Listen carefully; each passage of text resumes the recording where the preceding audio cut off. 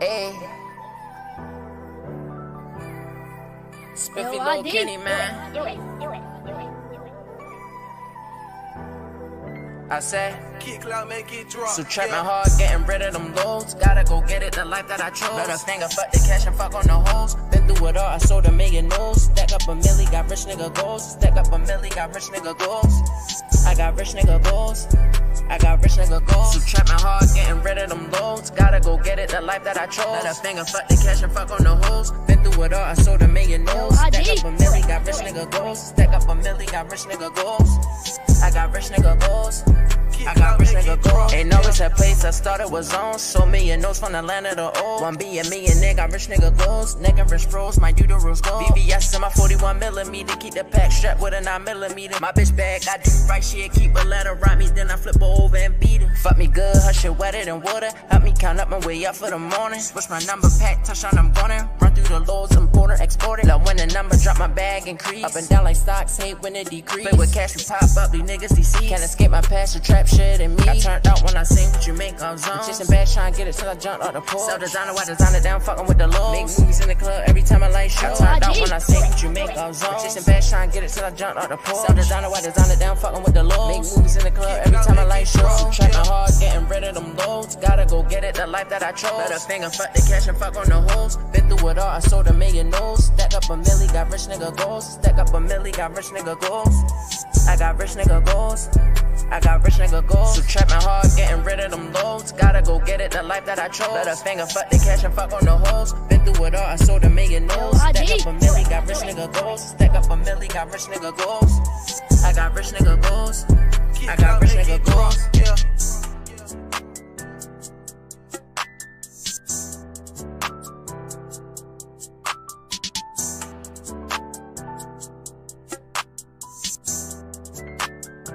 Man, what's good, y'all? 94 feet boys, full court press in the building, man. I'm having some special guests for y'all, man. Also, my cousin will be on board as well. We gonna chop it up. But man, right now, while we waiting on them, Hollywood Hearn gonna entertain y'all like he always do and keep this going for full court press. 94 feet boys. Shout out to FYF. Shout out to the crew, man. We ready, baby. Yeah, you know we ready. Full court press, man. M-Town in the building, Memphis, Tennessee. We represent for the city. Long live Flipper, baby. Paper round Frank. We miss you, boy. You gonna get justice, my boy.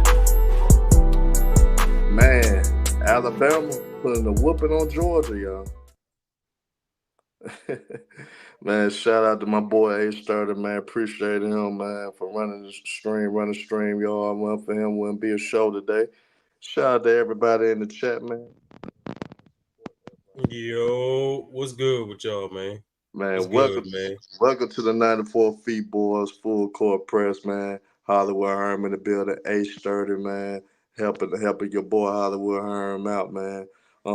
G-Bo would be on very soon, and Mr. Mars, my special guest, would be on very soon as well. So, but before they hop on, man, we gonna talk about, man, how Alabama putting a whooping on Georgia. Any Georgia fans out there, y'all might as well hang it up. Come kick it with Hollywood Harmer, full court press, and listen to some of the hottest topics going on, especially with this Young Dolph and CMG stuff going on. I know y'all would love to hear that.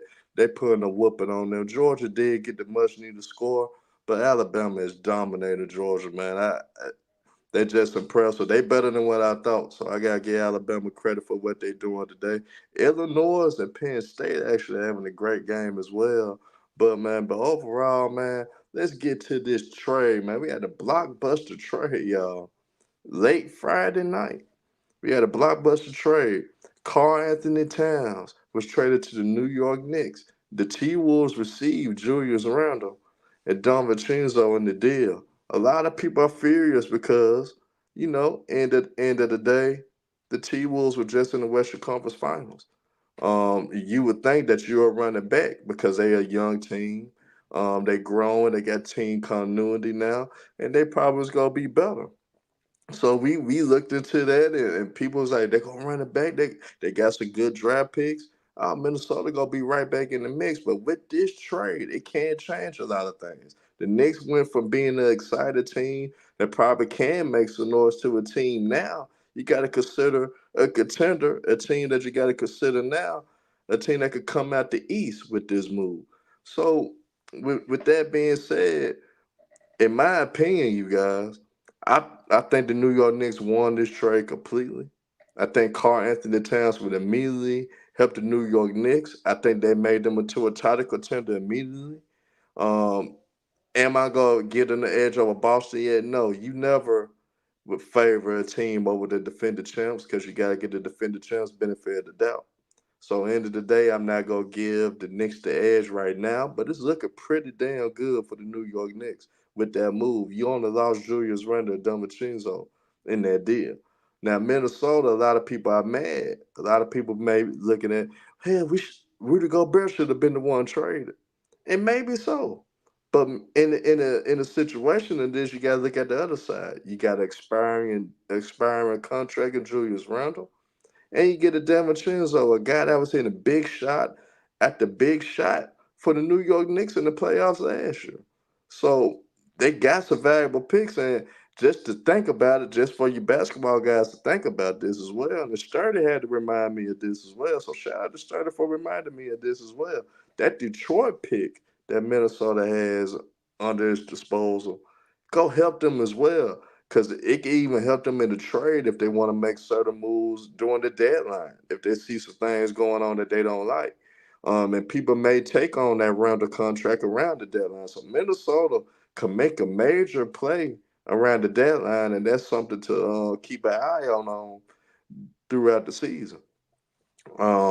Shout out to everybody that's in the chat, man. I appreciate y'all. Y'all hit that like button as y'all come in, man. If y'all not subscribe. Um, but at the end of the day, I felt the Knicks won the trade because they getting the immediate need they need. They already going all in. You got Mikal Bridges. That was a significant move because he bring a dynamic to them. He's got familiarity with with Jalen Brunson. And now with Jalen Brunson being unselfish, in which Christopher D just pointed out. So shout out to him by pointing that out. Now the Knicks were able to make the moves that they made. If it wasn't for Jalen Brunson being unselfish, they would not have been able to get Karl Anthony Towns, and they would have been able to get him Mikal Bridges. So shout out to Jalen Brunson by thinking about the team rather than thinking about the money himself. Most players think about it getting their bread, but in Jalen Brunson case, he wants to win bad in New York. So shout out to him. Um, but those my immediate thoughts on the man Sturdy. Man, I don't know how you particularly feel about this trade, but I think the Knicks won. You may think that the T-Wolves win long term, but I got the Knicks winning this deal immediately. I think the Knicks, in my opinion, gonna make the Eastern Conference Finals guaranteed. We will see the old rivalry, y'all, of the New York Knicks versus the Boston Celtics this year in the Eastern Conference Finals, y'all. We could book it unless a major injury happens on one of those teams. We could book it, man. We gonna be in New York City and we gonna be in Boston, Eastern Conference Finals, man. I'm telling y'all now, those the teams of the East right now to me, man. No lie. Shout out to So No, Crazy, man. no, I hear you, Herm, but I think it's a winning trade for both teams. I think you already gave a good respect and admiration for the Knicks move. With Cat being on that Knicks team, it gives them more flexibility, not just in their offense, but also with their rotations in regards to their front court and in regards to their versatility in combination with their front court. With Cat on that team, you have an option to run a double big lineup or a small ball lineup, and you still have at least four capable shooters on the floor. Now, to me, and let's look on the Wolves side, is added to that depth. Herm, forget the starting five just for now, right? The Wolves with this trade now, they have Nas Reed coming off the bench, DiVincenzo coming off the bench, um, Alexander Walker coming off the bench, Shannon Jr. coming off the bench, Rob Dillingham coming off the bench. You're talking about a roster now with 10 potential quality players. So from that standpoint, that's an improvement from the Wolves. And also, number two, most importantly, Julius Randle has not only a lesser contract, but also a more flexible contract. The fact that his contract expires, I think he has 2 years left on his contract. So in saying that, after this season, they can easily move him because, especially with the CBA now, is more incentives to get an expiring contract like Julius Randle to get $30 million off your books.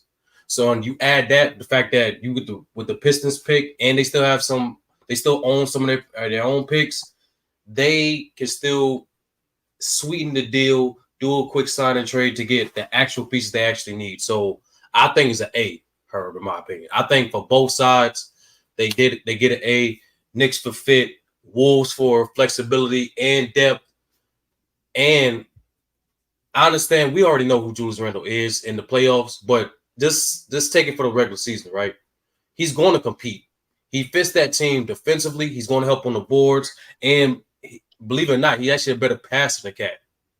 So you got another guy, at least for the regular season, that can get his own shot, that can help set up other guys in the offense too, but most importantly, help you maintain your identity defensively, probably even better.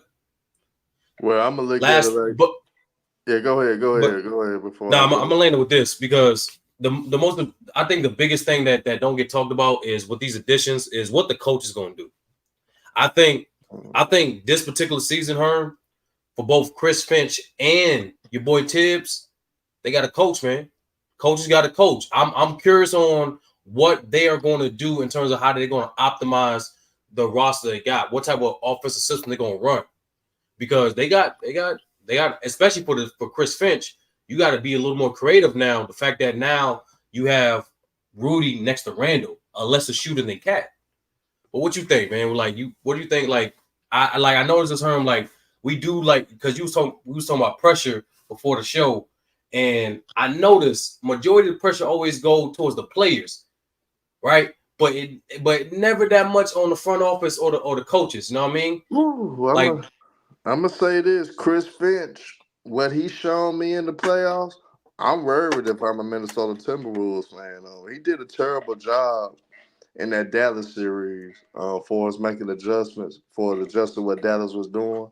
I thought he done a terrible job. So if he actually building on momentum off that, I'm worried if I'm a Minnesota fan, because how he's gonna implement something to work with Julius Randle and Gobert. And the thing that's worrying too, we don't know how Julius Randle go look after that injury. He's recovering from an injury, so we don't know how he's going to look if you a Minnesota fan. So my concern is we've seen Chris Finch being suspect as a coach in the Western Conference Finals. We've seen Julius Randle. He hasn't played. We don't know how he's going to respond to that injury, and we also understand that it's going to be less spacing on the court. So how will it affect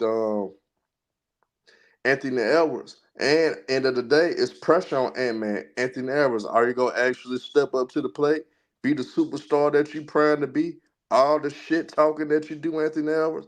Are you going to step up and be the best shooting guard in the NBA? Are you going to make yourself a top 5 player in the NBA?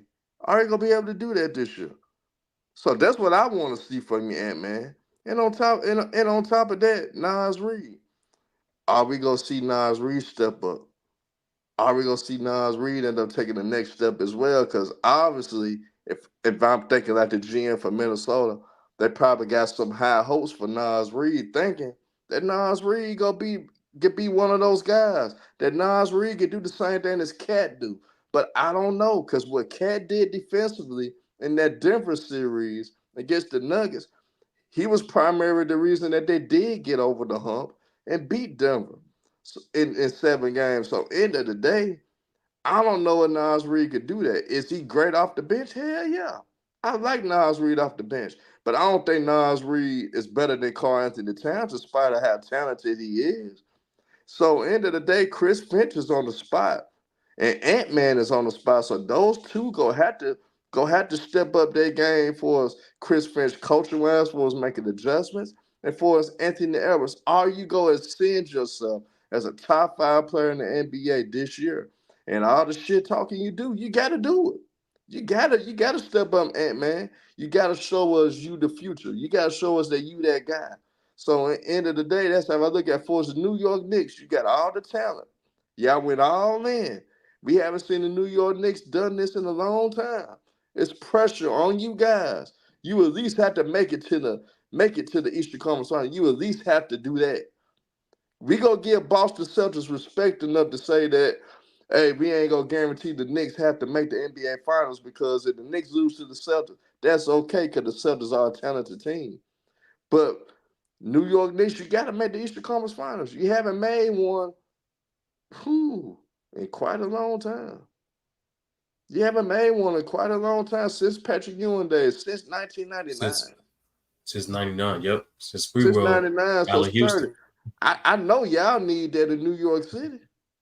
I know y'all need. Yeah, I'm not gonna cap. If they get to the finals, I'm definitely getting the ticket. It is what it is. Like, I'm not even a New York Knicks fan, but at the end of the day, Herm, like, the Knicks don't make it to the finals like that, man. Like you got to take full advantage of it. You know what I mean? Like, I was here when the Giants won. I was here when the Yankees won, but the Knicks, they haven't won since the 70s. So definitely, like, with this move, Herm, and another thing that's underrated about this move too, Herm, when they get rid of Randle and DiVincenzo, they also open up a roster spot. So now they can get they can look out for a backup big to help supplement their depth, because we all know Tibbs gonna make sure he's gonna hold those guys accountable. He's gonna make sure those guys be consistent. And we all know in the playoffs, it goes from 10 guys to 8 guys anyway. So with the Knicks is now, who can they find as a backup big to help supplement that in order for Mitchell Robinson to come back? Because right now he's injured. Right now he's not expected to come back to, like, they saying December to All-Star break. So I think because they got Sims off the bench, I think you can finally see what he has. You can finally see what he can actually bring. So that might be good for the New York Knicks, because Sims may can step it up and show you that he could be a solid center in the NBA. So if you can actually get the best out of Sims and make it count, that's gonna make it even deeper for us having the same three big man rotation that you essentially would need against if you go against the Denver Nuggets in the finals, or if you go against the Joel Embiid in the playoffs, you'll be able to throw 3 big men on him, give him 3 different looks. So I think in the sense for the Knicks, I think you might be happy, because now we get to see what type of depth we got, and if Sims could show us that he could be valuable for us being a solid big man, hell, it's sky's the limit for us. So even if we do go against Philly, we confident in Sims. We confident in Mitchell Robinson. We confident in Cat to contain Joel Embiid. So if you the Knicks, you kind of want to see, because we know what Mitchell Robinson brings. We just want his ass to be healthy. If you a Knicks fan, all you worried about now, do we have the depth and do we have the talent? Well, they got the talent now, so there's no excuse for the Knicks because they got the talent. So yeah, like, it's going, just like any new team, it's going to take them a new adjustment, because they played Boston, game 1 of the season, right? And me personally, I got Boston winning that game primarily because of chemistry. You know what I mean? Like, we gotta like, this trade just happened right before training camp. You know what I'm saying? So, like, now the coaching staff is adjustment, with the team is an adjustment. Even though we knew Randall's on the trade block since they acquired OG and Mikal. But at the end of the day, it's going to take some time, right? And I think, and through that time, I'm curious on what the Knicks front office is going to do to help the team out while Mitchell Robinson out, and I'm curious on what Tibbs going to do with this team to keep them afloat. Because I understand you mentioned Boston, Herm, but, like, let's not pretend they can't. It's not impossible nor improbable that they can get beat by other teams in the East too. You know what I'm saying? So, like, that's the thing about this team, like, this year, Herm. Like, I can't wait for this season to start, because you look at the West got like 13 teams that can make the playoffs. You look at the East. Think about the East, like the top 8 teams. We ain't talking about the bottom 7. But those top 8 teams, they got reasons, and most importantly, the talent and the roster. They ain't no pushovers. 1 through 8 in the East. Ain't no pushovers. I don't think this is gonna be a year. I don't think we're gonna see a team get 60 wins, huh? But I Not one think, team. with the Knicks, I think they're gonna be okay for us to transitioning with Cat because Coach Tibbs having familiarity with Karl Anthony Towns because he did coach Mm-hmm. him in Minnesota. So I think it's not Mm-hmm. gonna be hard for Tibbs to implement Cat in their system. So I don't think that's gonna be an issue. And I think how unselfish your star player and Jalen Brunson is. Mikal Bridges, he done played with elite players before as well. I think that they'll be able to work well together. I don't think these guys have any egos except for Karl Anthony Towns at times, at moments. But I think Tibbs would figure that out. It just with the Knicks, are they going to stay healthy? Are they going to be able to get through this whole regular season? Is Karl Anthony Towns going to be able to stay healthy? Because we seen last year he missed quite a few games of the regular season last year. So that's the thing. That's the thing with the Knicks, Minnesota wise. Minnesota, they gotta expect Nas Reed and Anthony Edwards to play on a whole nother level. And like I said, Chris Finch will have to step up and be one of the best coaches in the league, man. If he doesn't, Minnesota will take a step back. And this is my prediction of Minnesota. To be honest, I think Minnesota would be anywhere between the 5th and the 8th seed now, because of this move. I don't That's think crazy. I don't That's crazy, dog. I don't think Julius Randle gonna come out balling like people think he could possibly do due to the fact that that injury was pretty bad for him. I don't think he's gonna be able to recover right away. I think it's gonna take time. Chris Finch is bad with adjustments to me, so I don't see Chris Finch creating a system that Gobert and Julius Randle could coexist. So now you got to stagger minutes. And if you got to stagger minutes, that's going to take away from your defensive abilities that you have when Rudy Gobert was on the floor and with your elite perimeter defense. So Julius Randle is now the guy that could do what Rudy Gobert does on the defensive end. So in the end of the day, man, I just believe Minnesota gonna take a drastic step back. I don't even think Ant-Man would exert himself as a top 5 player in the game this year. So I think Minnesota would be anywhere between 5 and 8. No disrespect to Minnesota. It's just that teams got better in the West. Teams going to be more healthier in the West. You got teams now, your bottom feeder teams that you can get some easy wins against. It's not easy anymore. Spurs is not a walkover. The Houston Rockets is not a walkover. So the damn Pelicans upgraded by getting goddamn what's we call for the Atlanta Hawks. So at the end of the day, all these teams really don't have a lot of weaknesses. The Phoenix Suns, for crying out loud, got better because they got a point guard. So people saying that the Knicks should have kept DiVincenzo, I don't think DiVincenzo hurts them as much because Josh Hart was just as valuable for the Knicks as DiVincenzo. DiVincenzo hit a lot of big shots, but a lot of that stuff would not exist if it wasn't for the hustle. If it wasn't for Josh Hart making big plays, whether it's rebounding, whether it's defense, and himself actually hitting big shots. So I think the Knicks are all right and lose to DiVincenzo. It's just that are the Knicks gonna stay healthy? That's gonna be the question with the Knicks and how Karl Anthony Towns gonna respond to Jalen Brunson, Mikal Bridges, and those boys. I think outside of that, the Knicks gonna be fine. I think Minnesota gonna have more of an issue. Well, this is where we disagree for the first time in the show. Is like I think the Wolves definitely got. I think it's a lateral move from a playoff standpoint, from the regular season standpoint. I think it got better. Man, you look at his depth, bro. Like I said, Chris Finch, like he has the pieces down to mitigate that spacing with Randle. So now you look at that depth, like they can play lineups with Randle, with Nas Reed. They can play lineups with Rudy with Nas Reed. They have the flexibility and not just the front court, but also look at the back court too. Bro, what I'm talking about from Mike Conley to Anthony Edwards to DiVincenzo to Alexander Walker.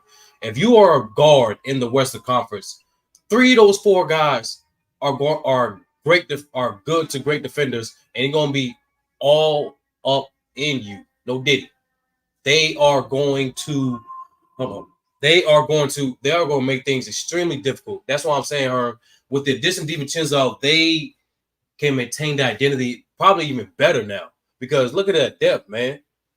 And that's the thing, we even get to the rookies.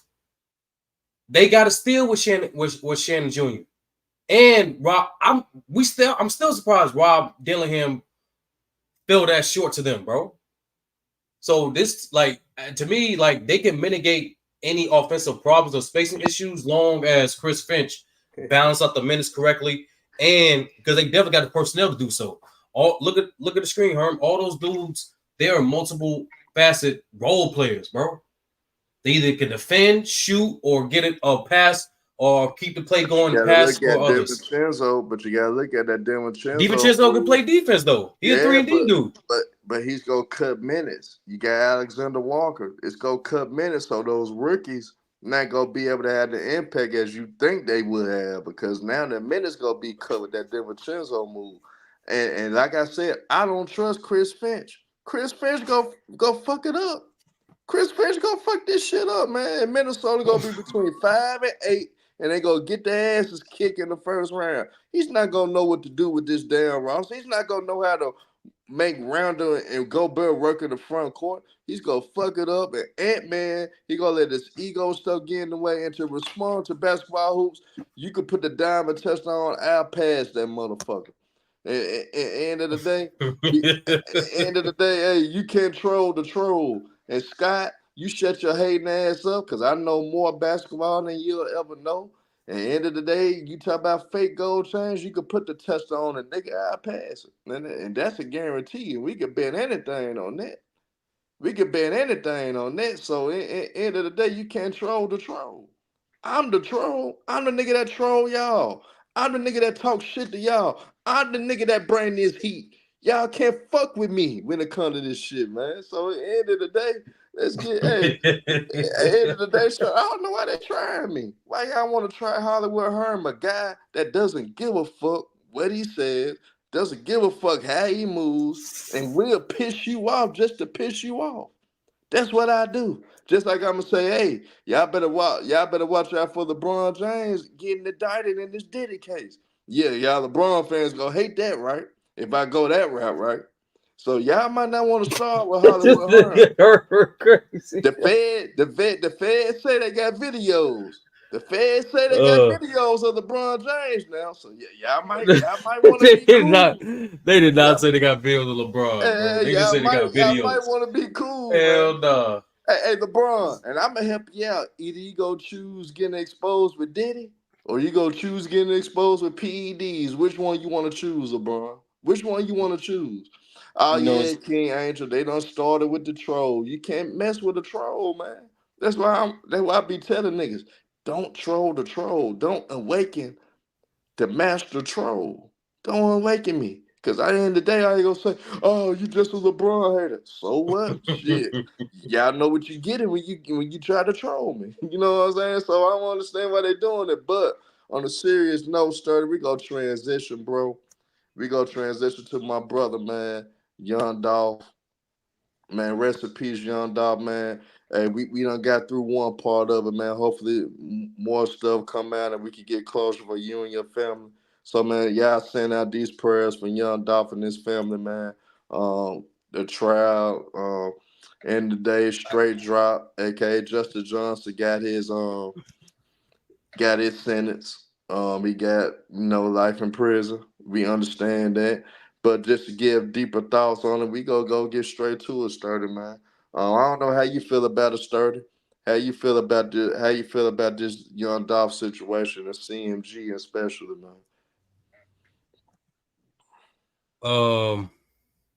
To be honest with you, like this situation is after going over details of the case, the fact that for those who don't know, this happened about 3 years ago, Herm?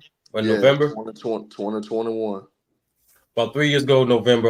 Dolph typically went to one of his favorite spots in Memphis Bakeries, Mama's Cookie. I forgot the name of the spot, but basically Nikita's Cookies, right? And basically he went there, They caught him. They shot him multiple times from not just the back but also the head. While as you can see in the video, they took according to the case, they actually apparently stole a car about 10 hours prior, used that car to go to the spot,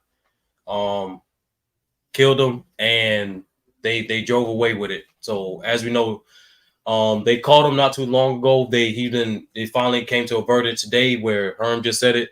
He got charged with conspiracy, I think attempted murder as well as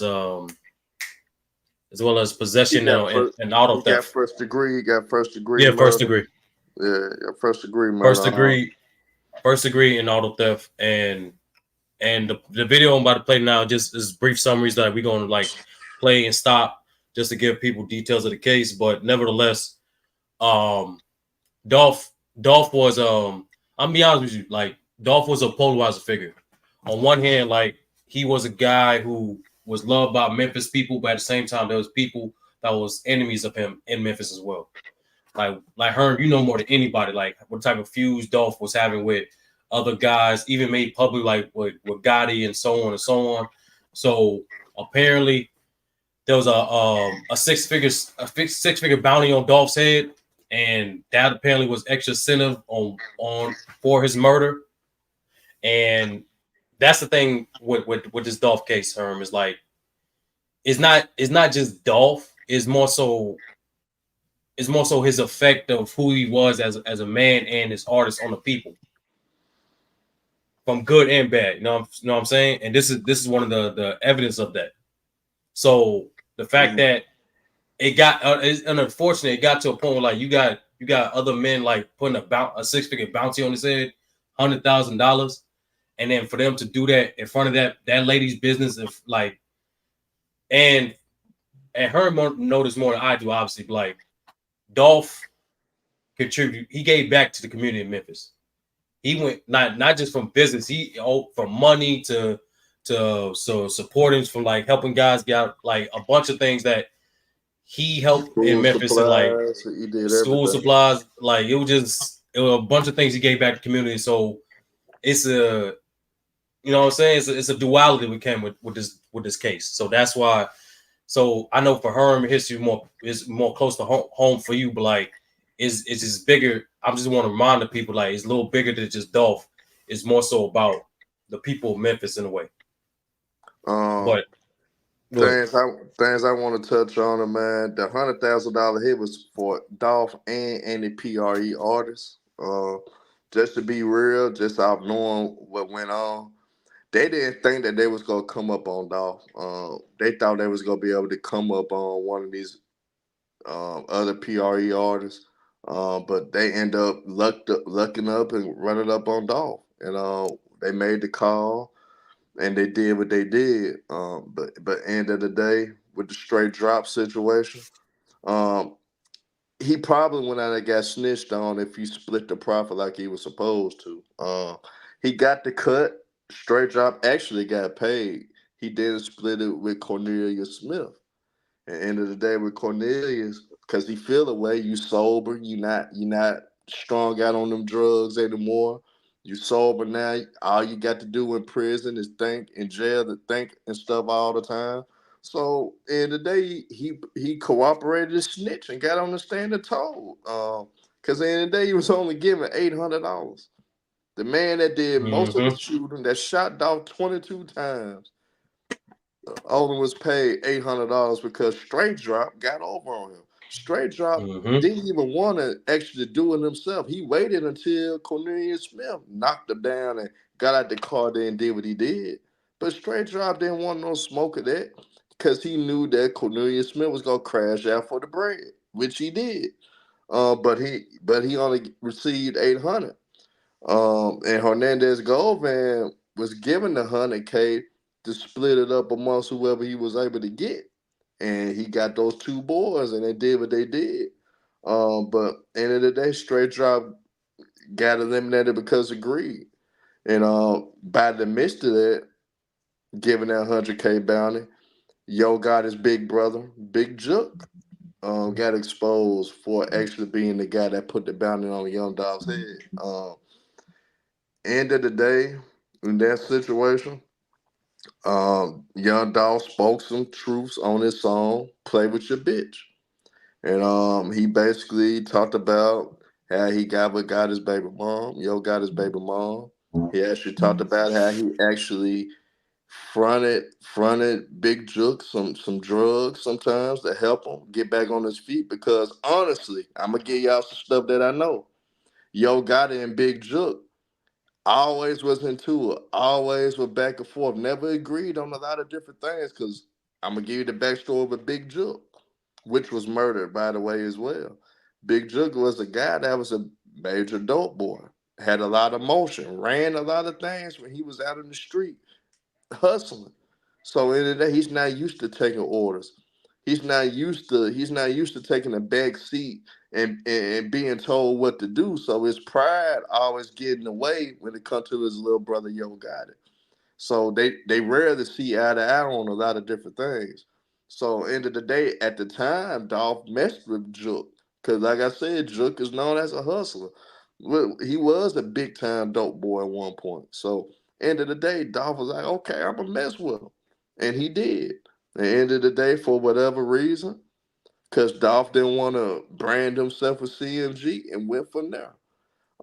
End of the day, Dolph's biggest thing, just by knowing one of my guys from my hood, Zed Zilla, was signed. Well, he wasn't signed, but he had a partnership with Yo Gotti.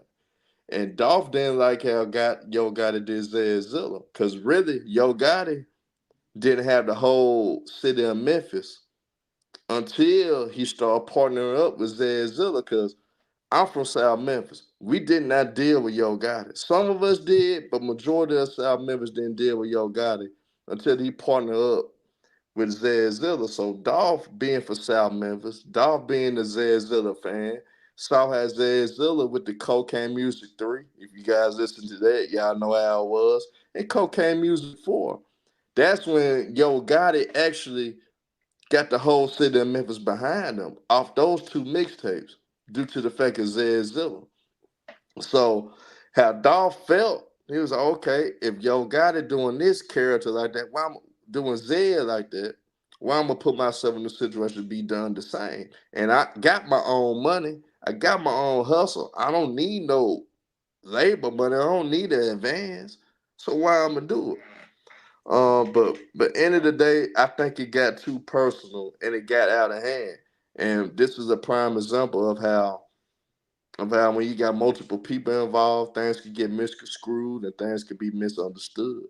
And end of the day, I think the reason why CMG is in danger is because of this key fact, y'all.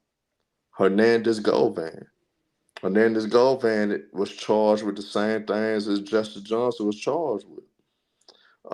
End of the day, Hernandez Govan didn't even have to get on the stand and participate in this murder trial to straight drop.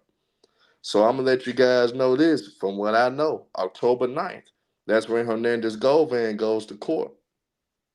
And we would kind of get a y'all look out for that, and you guys will get an understanding what may proceed and go on after October the 9th.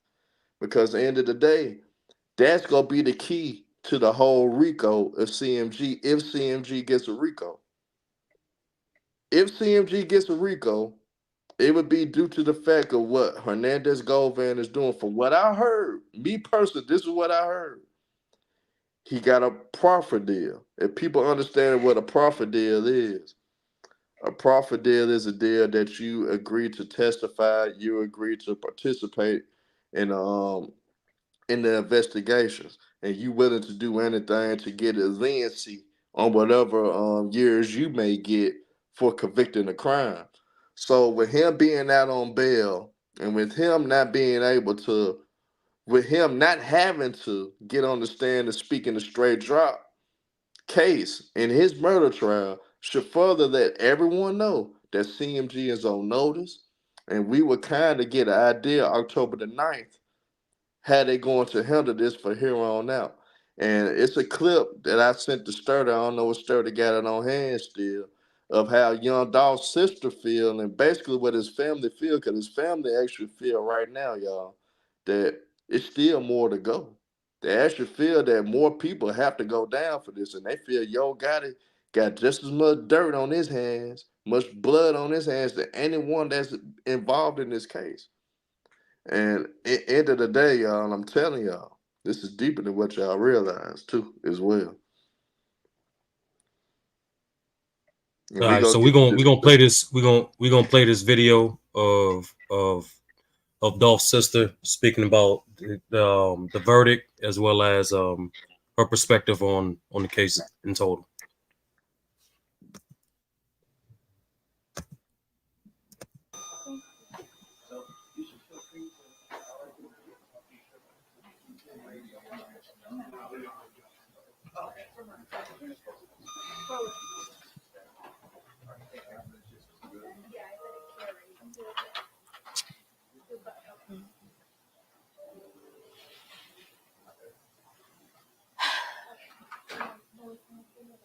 On November 17, 2021, our lives changed forever. A son, a father, a brother, a friend, a businessman, a music artist, a philanthropist, and life partner are all among just some of the titles that my brother Adolph Robert Thornton Jr. held. Titles that have now left a missing piece in the lives of so many. I want to say thank you to the jury for their service and decision in this case to bring us one step closer to justice for our family, friends, supporters, and the community that has supported us during this time. Thank you to Judge Mitchell, Shelby County District Attorney's Office, including Paul Hangerman and his team, the MPD, U.S. Marshals, Tennessee Bureau of Investigations, and other investigators and staff that assisted us with this investigation and case, ensuring that those responsible for this crime and involved with this crime have and will be brought to justice for their actions. We realize this act of violence has impacted so many outside of our family and friends. Your outpouring of love and support throughout this process does not go unnoticed. We ask that instead of focusing on those who committed this crime, you focus on the man that Adolph Robert Thornton was. Regardless of the name that you may know him as, such as Adolph, Dolph, or Young Dolph, we ask you to remember the man who enjoyed being a father and spending time with his family.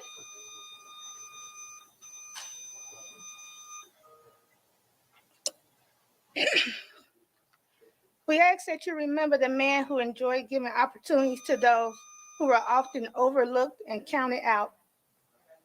We ask that you remember the man who enjoyed giving back to others and being an inspiration to those who come from less than ideal backgrounds, and knowing that they are seen and can change their outcomes and the lives of others by doing something positive. We will continue to heal and keep Adolph's legacy alive. We ask that the public and the media continue to keep our family in their prayers, as well as continue to respect our privacy during this time and the next steps of the judicial process as justice is served for all those involved for our loved ones. Thank you.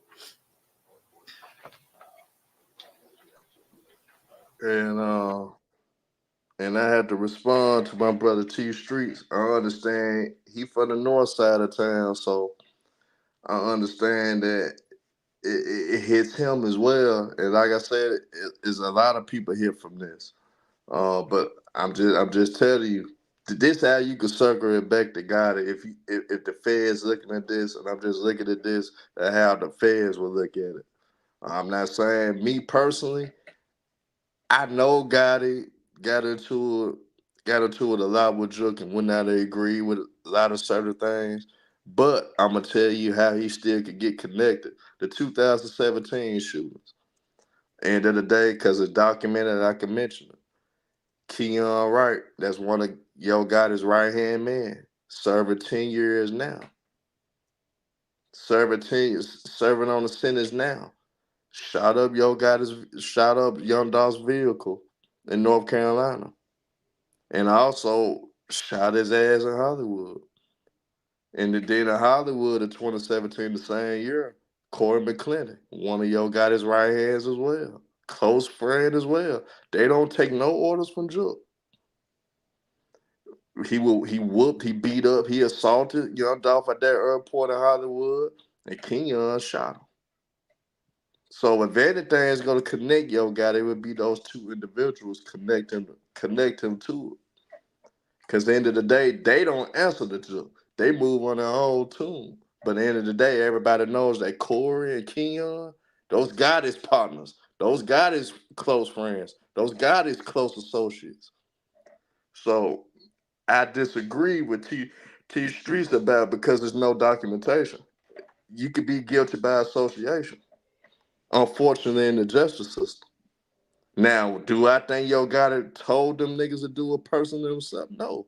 But off of that alone, that may give the feds a reason too. And then you're going to be put in a particular situation.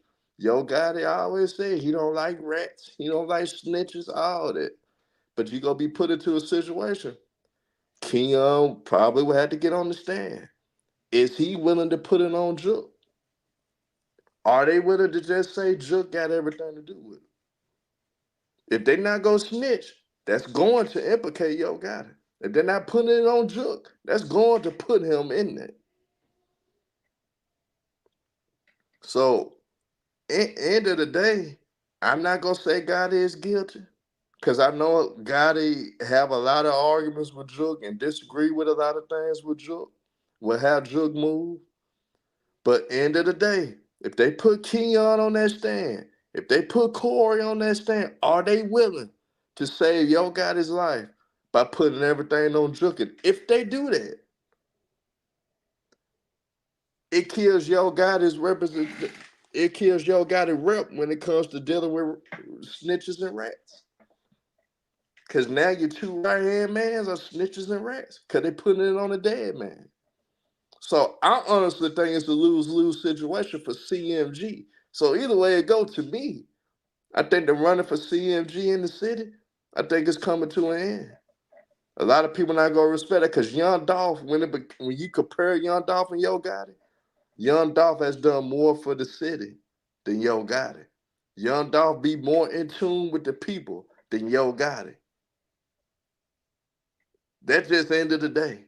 Talk about some of the things Dolph does for the community, Herb.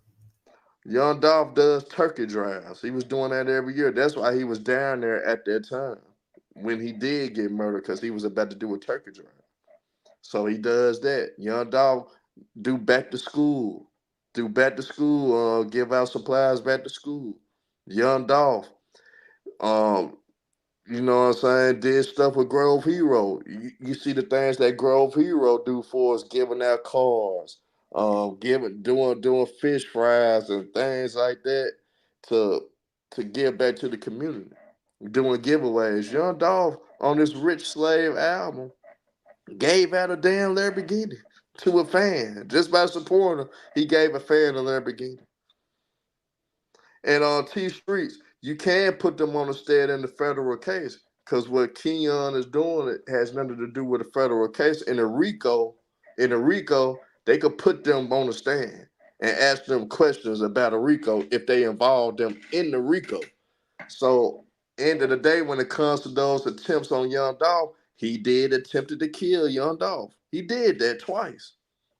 So, end of the day, whether you like it or not, T Streets, even though he's serving jail time now, he still could be brought up in the RICO, and once he's indicted on the RICO, he'll have to get on the stand, and he'll most definitely have to say whether Gotti got something to do with it or not, and he got to put it on Big Jook. That's just the end of the day. You can't avoid a RICO is different from the separate shit that he been put in jail from. So if a RICO did come about, he gonna have to get on that stand if he's indicted in that RICO. It's yet to be seen. That's why I'm telling everybody now. Wait till October the 9th, because October the 9th is essentially going to give us everything we slick need, everything that we slick going to know how it's going to be moved. 'Cause that's when Hernandez Govan goes to court.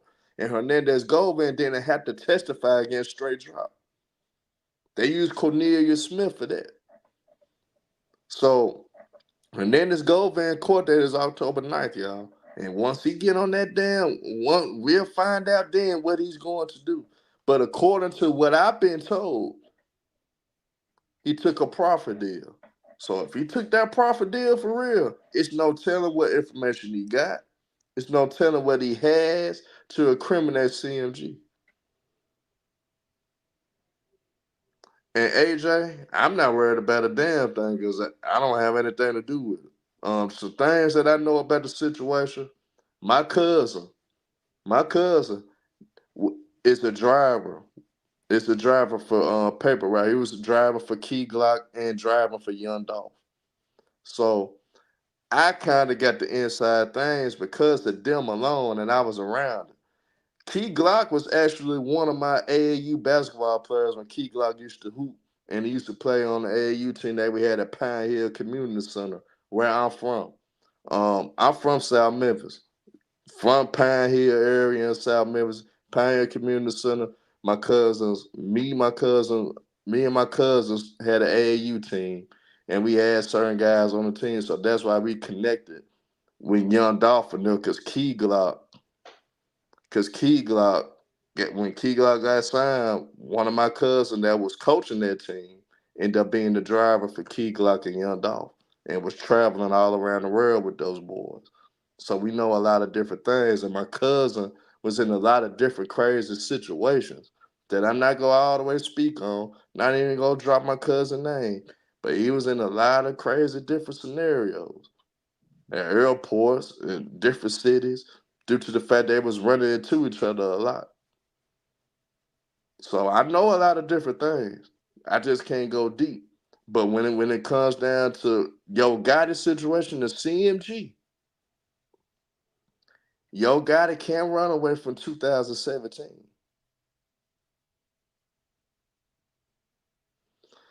T Streets, the thing about the PRE situation, they didn't put PRE in the RICO.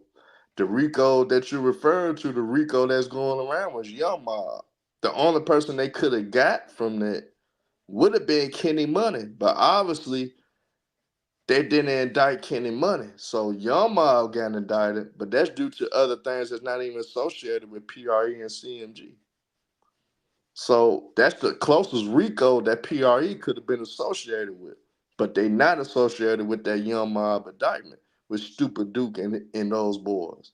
So that's the only RICO that they could have been in, but they not in it.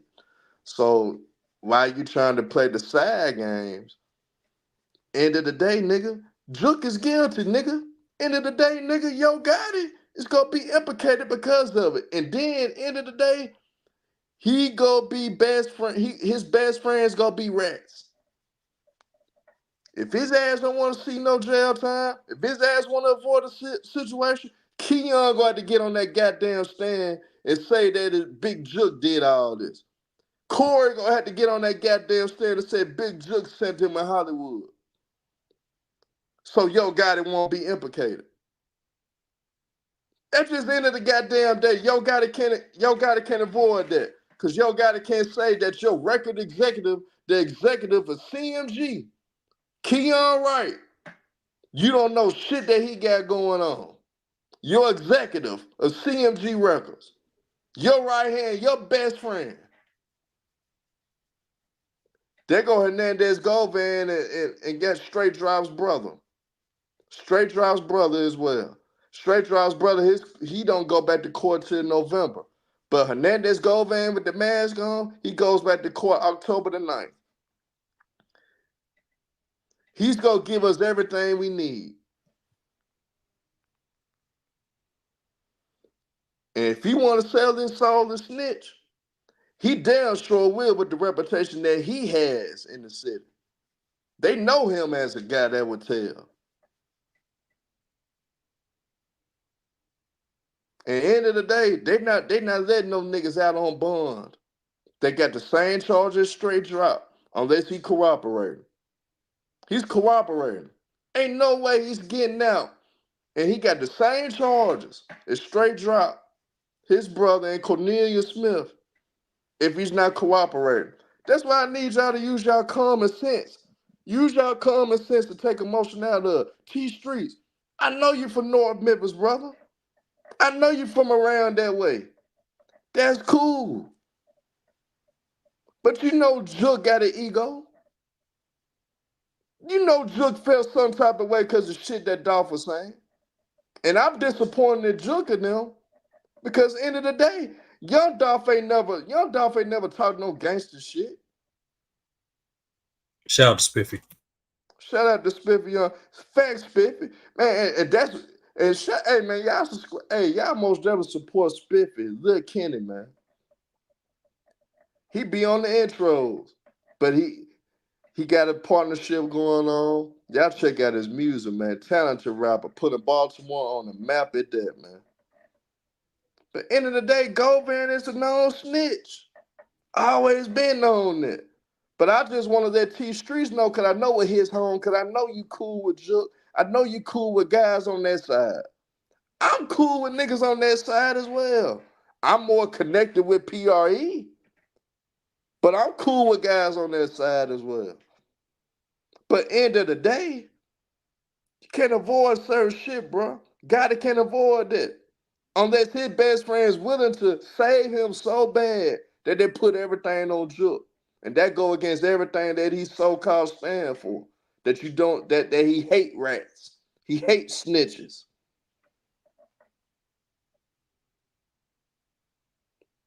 So I'm just telling you how it is. Hernandez Govan would not be out if he wasn't cooperating.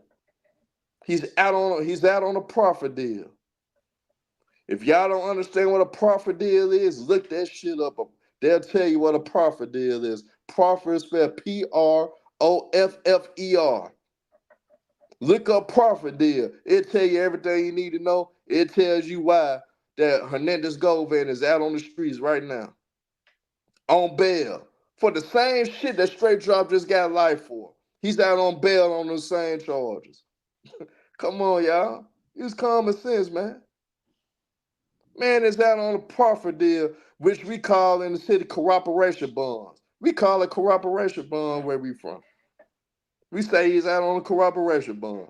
But that's a profit deal, though, in lawyer terms and justice terms. But Govan's cooperating. So this the thing that Yo Gotti is blind about. He doesn't know what the hell that Hernandez Govan is going to say. Hell, we don't know. We know he's cooperating, but we don't know to the extent of how he's cooperating. Is he gonna implicate Black Youngster, a known guy that trolled Young Dolph after he was murdered, doing videos in front of a tombstone with Dolph's name on it? That guy, the same guy that walked around Dolph's neighborhood in Castelia with guns, stirred. I wish you could pull that video up of Black Youngster right now. I know that's a lot for me to ask, but I wish you could pull it up. That same guy that did that, is Govan gonna put it all on him? We don't know. But I'm gonna tell y'all this: we'll get our deal October 9th, though. We'll know some shit October 9th. Just remember that date. That's why I keep saying to y'all. October the 9th, we gonna get more information we need when it comes to this Dolph situation, when it comes to this RICO that possibly could come around. When Hernandez Govan ass, bald-headed ass, go to court October the 9th. These the last two standing in that situation. Straight Drop's brother and Hernandez Govan. And they both cooperate. They both cooperate. By the way,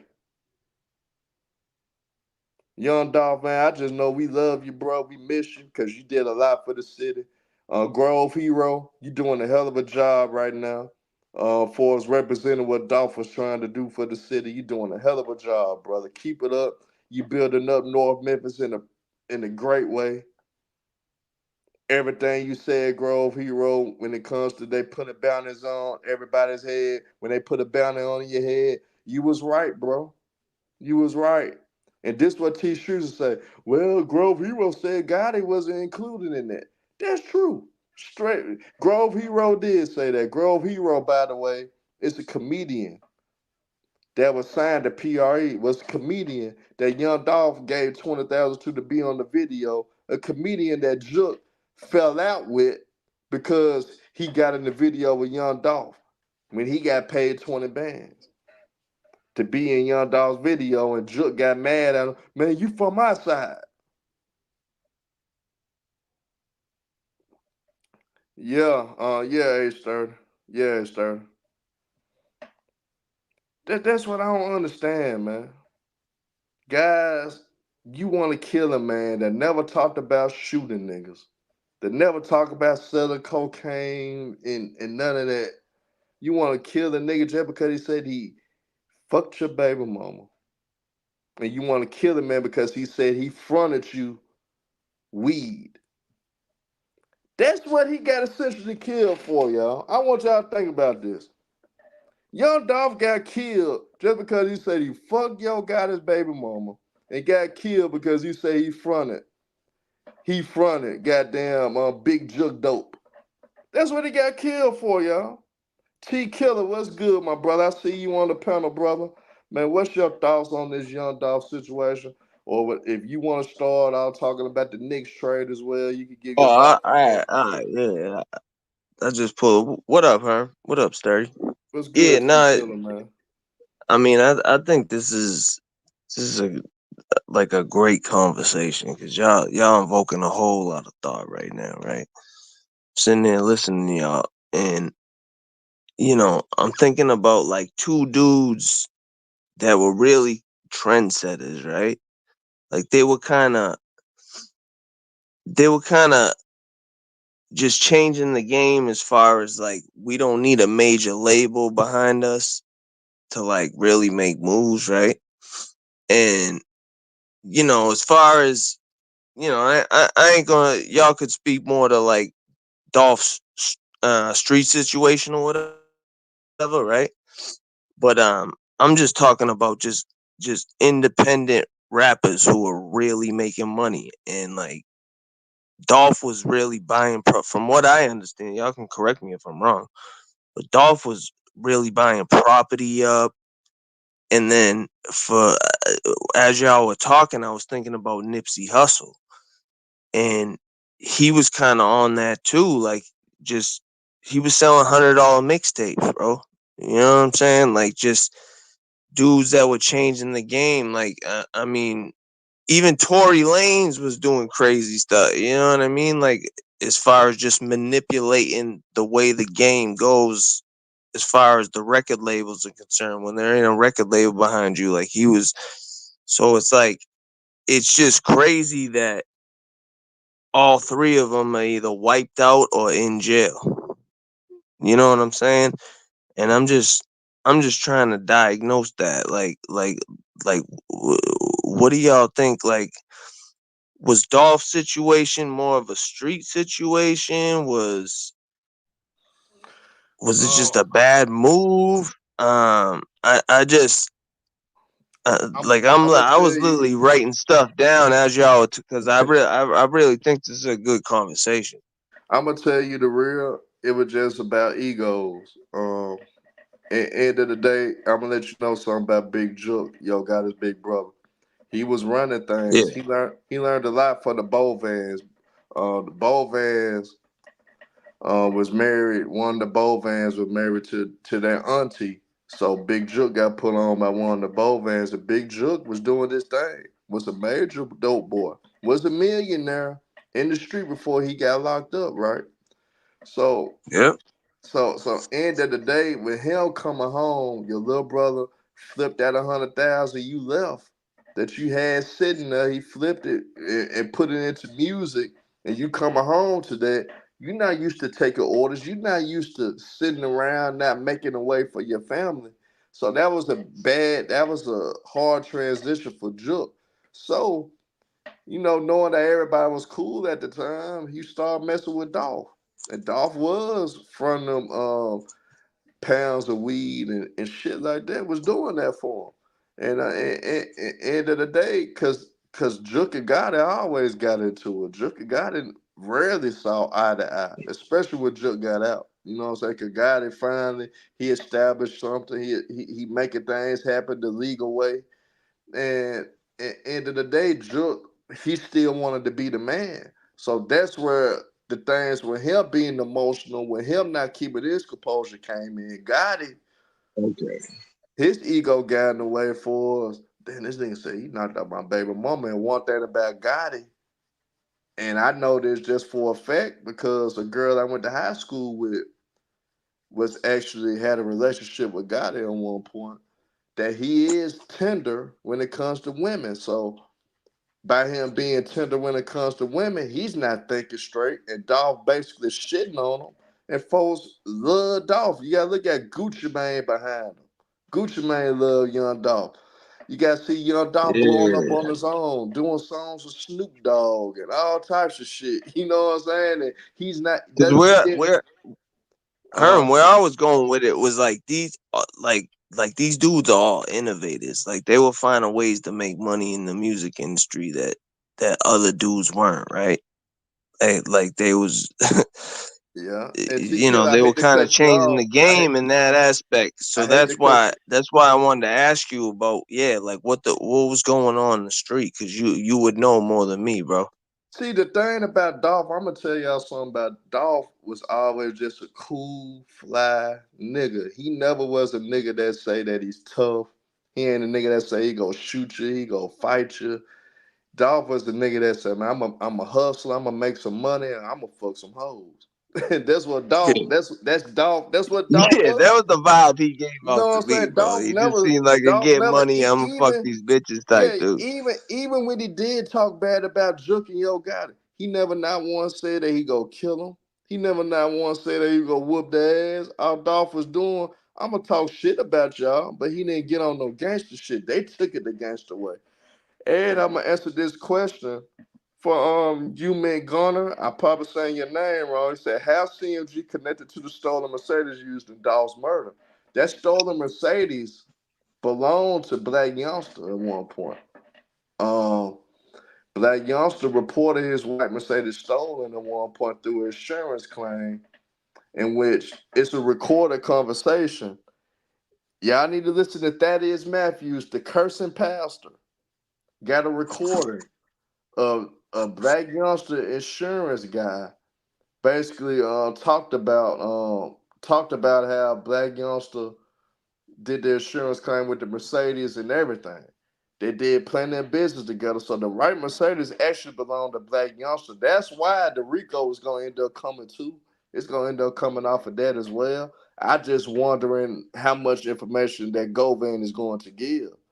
Um, so end of the day, that's the thing. That's the key to the whole thing for us, the RICO. So like I tell people, when it comes to that CMG, Gotti wasn't even on no tough gangster shit like that, but his family was because what his family was connected with. His mama and aunties was dope dealers, was selling crack and shit at the house. At the end of the day, Jook Yeah, picked up yeah, on they, and becoming that but nigga. but So yeah, but go ahead. that ain't even my whole thing, right? Is like as you would, as y'all were talking, like I thought of like three different artists. I thought of Nipsey, I thought of Dolph, and I thought of Tory Lanez.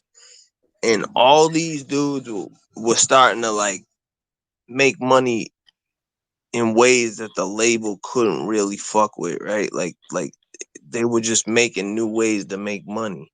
Like we don't need you anymore, right? They started to just trend set. And it just seems like all of them fell at the wayside. So that's why I was asking you about Dolph, because I don't really know about his I'm his gonna street tell you. affiliation or whatever. But like it just seems like a dude that has a good idea that goes against the labels seems up like it just seems like they end up in a bad way, right? Two of them are dead and one of them's locked up. And And I'm gonna tell you for us that I think it was some jealousy played into it too, because Dolph didn't need to sign bad record deals to try to flip some money, to take the advance and flip that money to make something happen. Yo Gotti signed a lot of bad deals early on. He signed that bad record deal with Koch Records when he partnered up with Nakia Shine. Yeah. Nakia Shine is one of the best A&Rs ever in Memphis. Put a lot of artists on in Memphis because he had a lot of connections being an A&R. And he put Yo Gotti to Koch Records, and he got that deal. That Gotti signed that bad deal, and what Gotti did was flip that advance money to, you know what I'm saying, Yeah, to that's make what you something do. happen. That's what you do if you a And smart, then if you a and smart then dude. Gotti, then once he got out that Koch deal, he signed with Cash Money. He signed a bad deal with Cash Money, and that's when he fucked off on All Star, which is known as Starlito now. Uh, Okay. That's why Starlito changed his name for All Star. Cause Cash Money to this day still own the name All Star.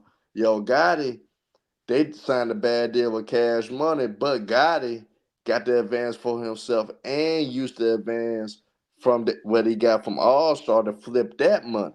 And then Yo Gotti signed to L.A. Reid. He went to L.A. Reid and went to Epic Records after that. And then after those two, once he made his money and L.A. Reid got him off, that's when he went to Rock Nation. So So end of the day, he was just a real hustler. He was yeah, just hustling. yeah. I just I was more And just for us pointing out Hernandez like, Govan, and for us to say why we not addressing CMG ties to Hernandez Govan, Big Jook and Hernandez Govan had a long-standing friendship for a long time. They around the same age. They both was hustlers. I'm gonna be real. Govan was getting it in the street as well. It's just that Hernandez Govan was a known snitch. He got caught up before and he told. But oh, Hernandez okay, Govan, okay, okay, yeah, yeah, that makes sense. Hernandez Govan and Jook had a long standing relationship for a long time because they were hustling. Like if one of them come up on a big lick for us getting some good dope or something, they'll hit one each other up and they do that thing. So that was just the shit they had going on. So they was business partners in that sense. And that's the connection to CMG that Hernandez Govan have. The connection with that is through Big Jook. He didn't really have a relationship with Yo Gotti, but Govan had a strong relationship with Big Jook. So that's where Govan comes from. Govan comes from the relationship he had with Jook. Cause Gotti, I Yeah, give Gotti credit. Gotti didn't really fuck with too many mother. Once he finally got over, yeah. uh, You don't need to Yo touch the Gotti really dope. stopped associating himself with a lot of So people. to say, we know they ain't sound dope, but you know what I mean. Like you don't Yeah, really yeah, need to. yeah, And yeah. that's what kind of like it made me think. I'm like, Nipsey was, bro, like he was selling $100 mixtapes. Like I know that never happened before. Like I'm talking about innovators in the game that are just, all right. We don't need the label. We can make money, and it just seems like all those dudes get wiped out. And I don't think it's a fucking accident, bro. I just don't. With my tinfoil hat on, can't prove it, but then you got a Tory Lanez who, he was on Instagram. Like I'm not even on Instagram, bro, but I just seen the clips. Like he was talking about, bro. He was making so much. He was putting out tapes and just making incredible bread off of this. Like, and I don't know if you ever heard of Choke No Joke.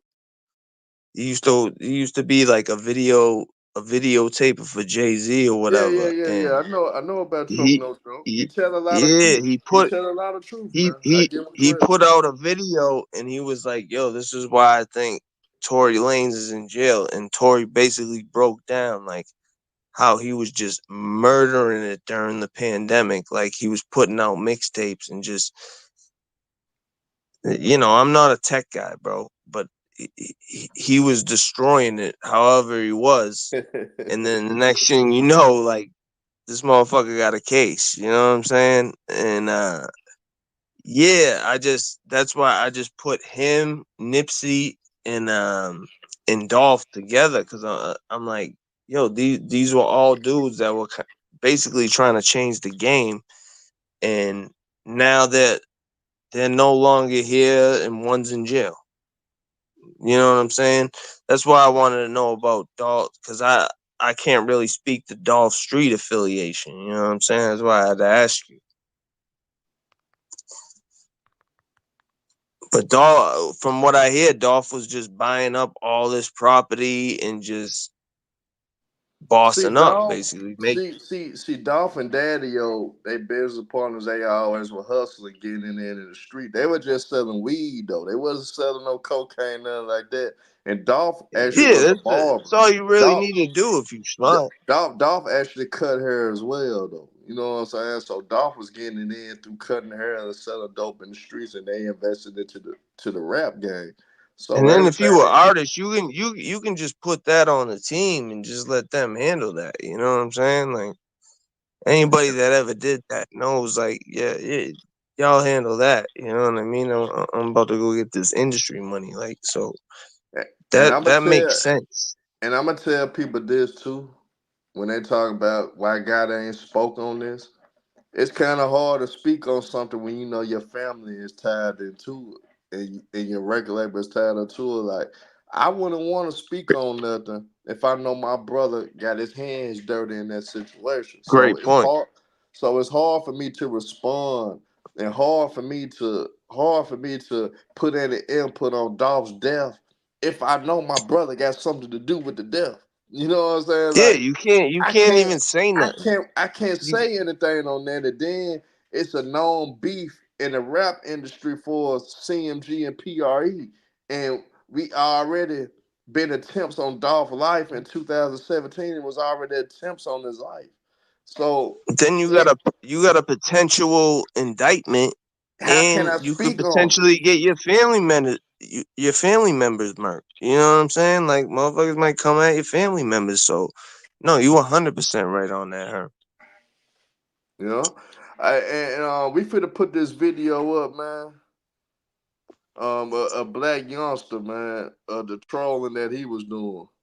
A young Dolph as well, just to give y'all some insight on a few things that was going on within the beef before Dolph's demise of what Black Youngster was doing, man. This how ignorant he was. And this is why CMG may get indicted. What Dolph at, cuz?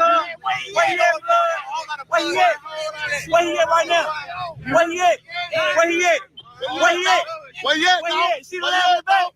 You see me? Dolph at, cuz? Where you at, Dolph? Where you at? Where you at? We in Cascadia right now. We just left the store. Where you at right now, Dolph? Where you at right now? Where you at? Where you at? CMG, bitch. Where you? I love Cascadia, but I don't fuck with Dolph. Yeah, we don't fuck with Dolph. You fuck with Dolph, cuz? You fuck with him. This is how ignorant it got. From the generation, like bro, the probation office asked me like who my friends were. Like I just tell them like I cut everybody off. Like I ain't telling you nothing. Like you know what I mean? These dudes is out here on camera flashing guns saying, yeah, we trying to kill this dude. Like I'll never understand it. And niggas wonder Especially if you why. was really getting busy. You know what I mean? And niggas wonder why.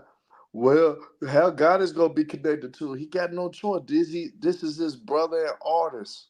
And the niggas that's locked up now when Kenyon shot him and got locked up for the attempted murder. It's associated with CMG. How can CMG not be indicted in the RICO? You guys got to use common sense, and now you got a known snitch that's out there on bail that had the same charges. It's straight drop. He got the same And bro, charges, straight drop, but he was able to get out on bail. Where they do that at? bro, you just showed all the homies. You just showed everybody.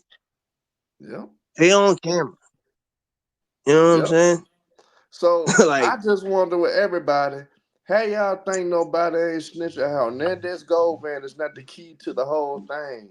If he got the same charges as Justin Johnson, but he's out on bail as we speak. Out on bail as we speak for the same charges. It don't Justin make Johnson sense, just man. got life for it. He just got life for it and out on bail. I just want y'all to think about it. Gotti is going to get implicated. Is he gonna get jail time? I don't believe so. But he gonna have to do some shit that he's against to get out of it though. He probably gonna have to put up like one of You his gotta put it mans on is your probably damn gonna have brother. to eat the charge. You know what I'm saying? Like, Either you gonna be a stand up, hey yo, Gotti. You said in your raps, Gotti, that you hate rats. You know, like snitches. So if you do believe that, yo, Gotti, are you gonna take the charges? Are you gonna lay it down? Or are you gonna put I it on don't the think so. dead? Or are you gonna put it on the Uh, dead man, which is your brother, and blame everything on your big brother? And if you do go got it, it's over with for you, boy. Because you say you don't like rats, you don't like snitches. But guess what? You become what you hate. And in most cases, people, whether they know it or not, you always slick become what you hate, what you despise the most, what you so called try to beat up against. You gonna be put in a situation that what you so called don't support. You're gonna be put in that situation to see would you fall into the same category. yeah, your morals are gonna be tested, bro. You know what I'm saying? Like, And God, I I took don't a think you light, get out of bro. unless you I've do been in. snitch. It wasn't a serious charge, but like I ate a charge for one. Bro, I'm the youngest of four brothers, right? I ate a little light charge. I can talk about it because it was years ago or whatever, right? Yeah, go ahead. wasn't wasn't nothing serious, you know what I mean? My brother was driving with a license. He was going to see didn't have a license. He was going to see a chick, and it was during a snowstorm. And some dude hit him or whatever. And you know, I had a great day. You know, I'm sitting with my feet up, like we was killing it at the time. And yeah, he was like, bro, but he had signed, the old thing. You sign the whip under your mother. And yeah, she didn't have the bread, bro. We'll just say that, right? And I hadn't really I had like a couple light arrests or whatever, but I didn't have a record like that at the time. It was all minor shit. Yeah, I feel So you. I ate that shit. I feel you. But yeah, it's like I don't know, like these dudes ain't trying to do no major time for, you know what I'm saying? Like it just it gets shiesty. Like if you don't got solid cats on your team, like you can get really caught up, and people are gonna tell on you, bro. That's just how it always goes. And Kusher Roy Hernandez Govan did not do the ordering. End of the day, he was contacted by Jook to find some people that would do it. So he was the middleman in the whole ordeal. That's all Hernandez Govan was the middleman. And in most cases, you guys sometimes being the middleman would get you them four-letter words. But in his case, because he out on a profit deal, you know what I'm saying, that he's gonna be all right. And at the end of the day, y'all get them goddamn likes up, man. Y'all hit them damn Yeah, like buttons. you If definitely y'all gotta not get the likes subscribed, up. y'all subscribe to this shit, man, to show some goddamn love, man. And end of the day, while y'all bringing up Marcus Thornton, he did what he could. They was blindsided. He did what he could. He shot him. He didn't kill him, but he did hit him. He did hit both of them. So we gotta be 100. And I'm just telling y'all, man. Shout out to my brothers because I was on the panel with AK-47 Voice of the Streets, man. Uh, he was cooking on this. He been doing a good job. Shout out to Seti Nash as well. They've been doing a good job covering this as well. They've been on point. So y'all go listen to them. They've been on point with this whole ordeal with CMG and Paper Route with this trial and what may come from this. And I'm just telling y'all, just off experience, just off being in the street at one point in my life, just off living the wrong way. I'm just telling y'all, you are not getting out on a first degree murder and planning to kill somebody. You're not getting off those charges and not getting out on bail with those charges unless you cooperating. And I'm telling y'all now, I don't know what the hell Hernandez Govan is going to say, but he got something up his sleeve because he don't want to do life. He's not trying to do life in prison. Bro, he ain't gonna he ain't gonna say nothing. He gonna let his lawyer talk. He's still gonna get smoked. Yeah. Now, but if he They gonna smoke. cooperates They all the gonna way, smoke his boots, bro. if he cooperates Unless he all the talk. way, if he cooperates all the way though, he really won't get a lot of. He still gonna get time, but it won't be life. You know what I'm saying? So No, that's the I hear you. that's the thing with that. And oh yeah, and shout out to Real Talk with Tamara. She's from the city. She's been cooking on this as well. She actually been on point more than others. Um, and you guys got to understand. Listen to past videos. So Red has linked that Mercedes too. And like I told y'all, I'm telling y'all what I know. It's linked to Black Youngster. That white Mercedes was Black Youngster Mercedes, which he reported stolen. And like I said, Black Youngster insurance guy talked to Thaddeus Matthews, the cursing pastor, which is from Memphis as well. And Thaddeus Matthews' crazy ass played the recording. And I'm gonna find that recording in a minute and get it played. I got a question, bro. Real Yeah. quick, right? So we gotta put our tinfoil hat. We gonna get just real conspiratorial for a second, right? But do you think there's any chance that like I said, Dolph, Nipsey, and Tory, do you think these are dudes that were innovators that were kind of changing the music industry?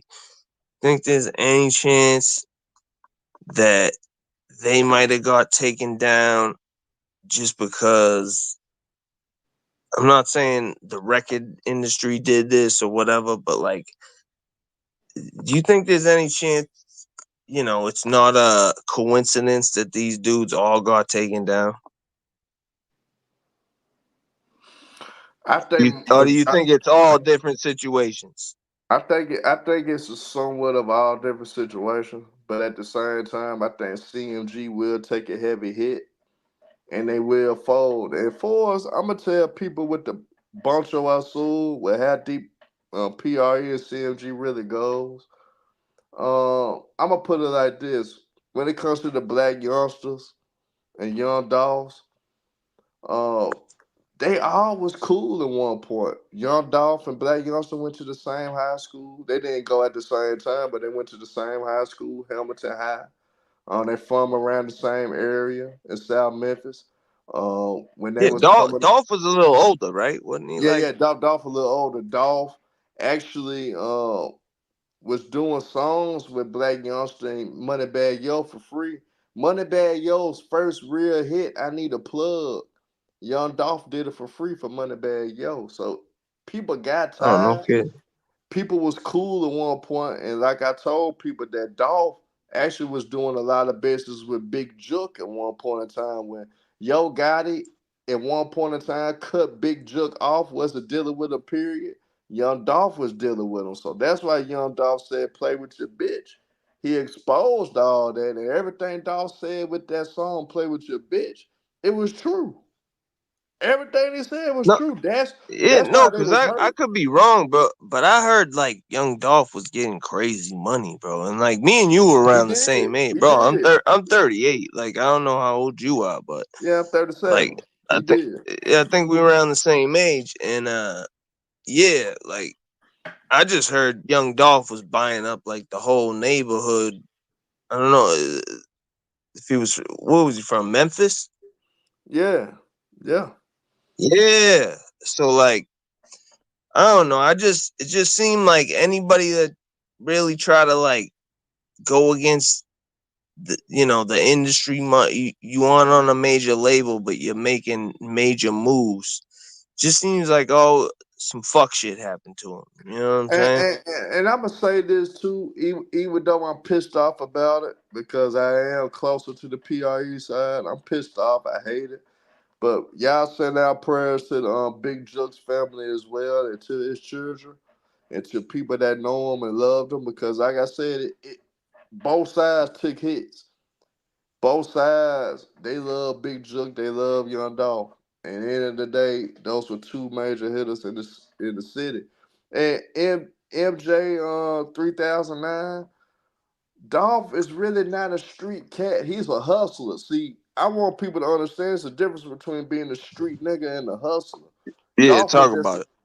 Dolph was just an ultimate hustler. Like I tell y'all, Dolph was a guy, he cut hair and sell weed. And he ran it up. He ran it up by doing it, and he capitalized. He knew what to do with the money that he was making. With Big Jook and them, they did a lot more because they was dealing with a lot heavier drugs. So Jook was used to doing gangster shit when it comes to shooting niggas or getting people touched when they had to get touched. That was more his lane. So Dolph is not a guy particularly that would prefer killing somebody or fighting somebody. That's not him.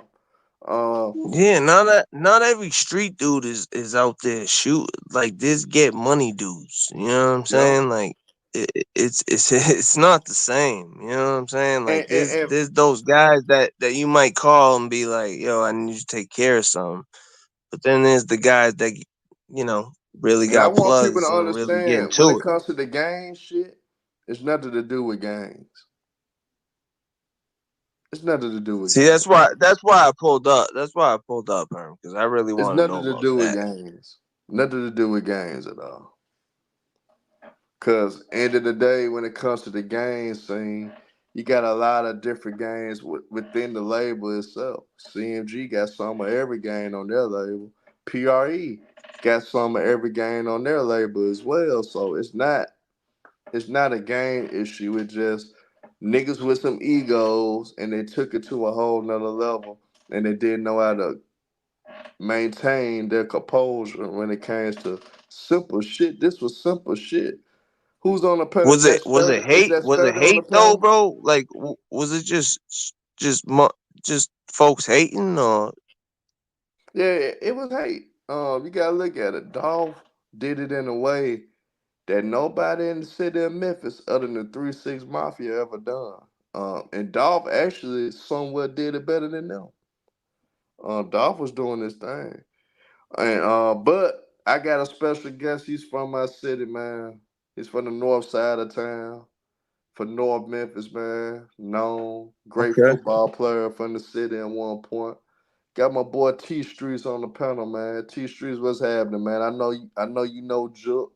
I know you know a lot of people from that side of town, man. You can give your thoughts. It's gonna be difference of opinion. Uh, What's good with it, Herm and T Killer? Um, What up, Street? yeah, Hollywood Herm. You know Hollywood in North Memphis, right, Herm? hey, but Hollywood, Hollywood Herm is more the rock. Persona is more of a persona. You know what I'm saying? Than Yeah. than that. That's all it is. But what's your Nah, thoughts nah. on? I hate the situation, period, man, because the city it just fucking up the whole city, period. But what's your thoughts on everything, T Street? Yeah. Nah. I'm fucking with you.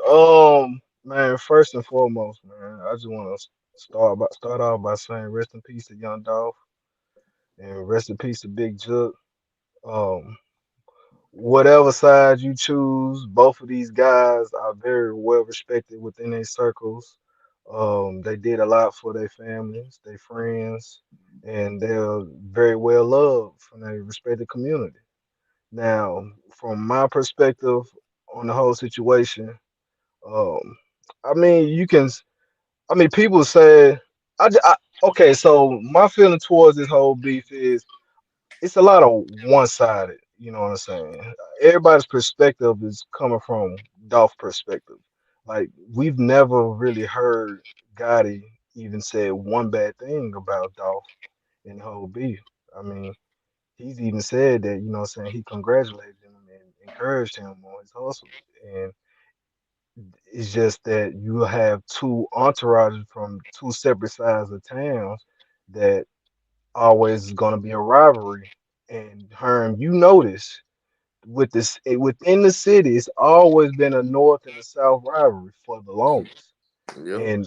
And I don't know if that ever gonna resolve and will ever be together as one big conglomerate. It's You just remember? always You remember been. we almost had it when Zilla and Gotti got together. It Yeah, slipped yeah, going towards that way though. yeah. But then that's when you end up having, you know, Gotti versus Young Mob shit. Basically it was really Fan And Mob versus Young Mob.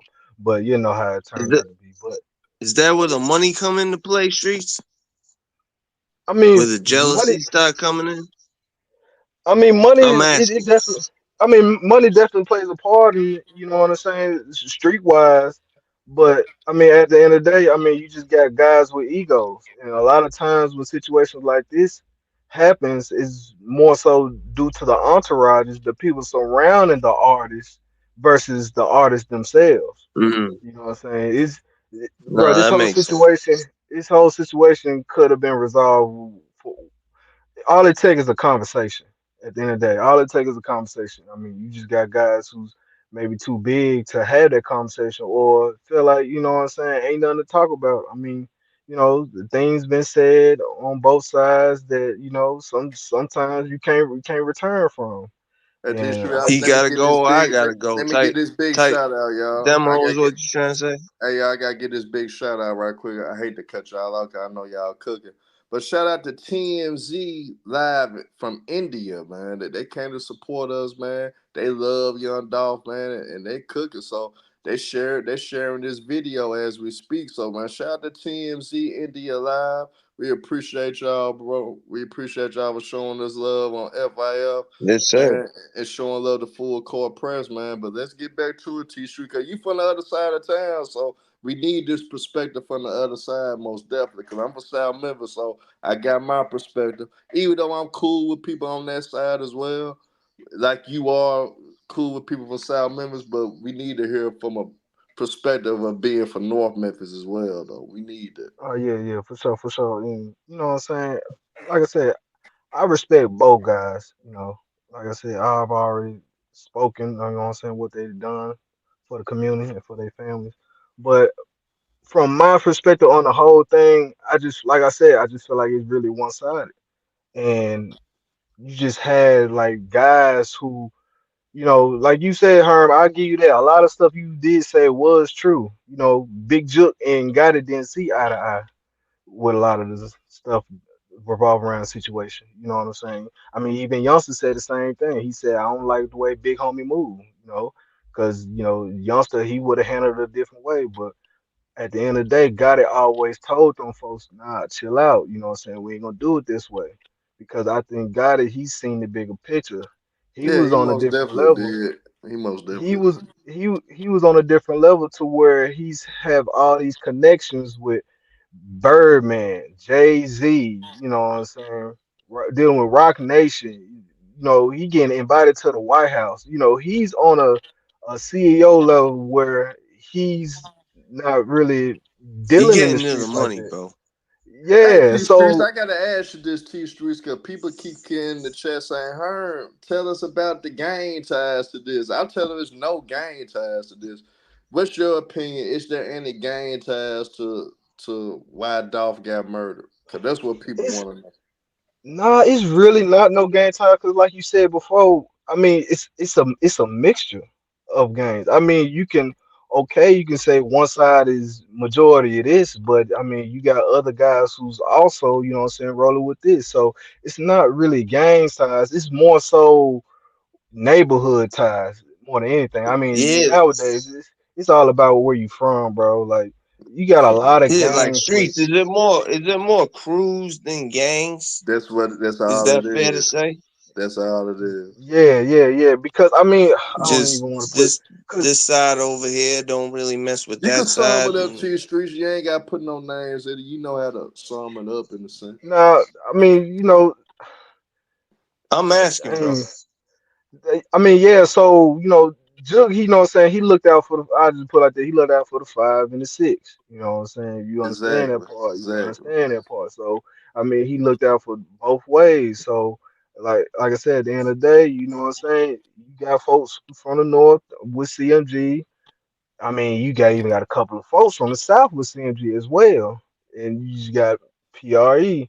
And it's a video that was dropped that DJ Vlad just dropped not too long ago, saying how Dolph was really giving Gotti praise for being the first one to reach out to him, and he did reiterate that Gotti wanted to sign him, but just showing his respect, saying how he liking the way he move and he like his hustle, and telling him to keep going. Now, at that time, he was just giving, you know, what I'm saying Gotti his props. I don't know what happened between then, when that time, and when Dolph made that first video in 2016, just throwing shots at Gotti, but it wasn't no issue around that time. Now I know got people that's quote unquote tapped in who said some things what could have escalated for Dolph to say what he said on an Instagram live.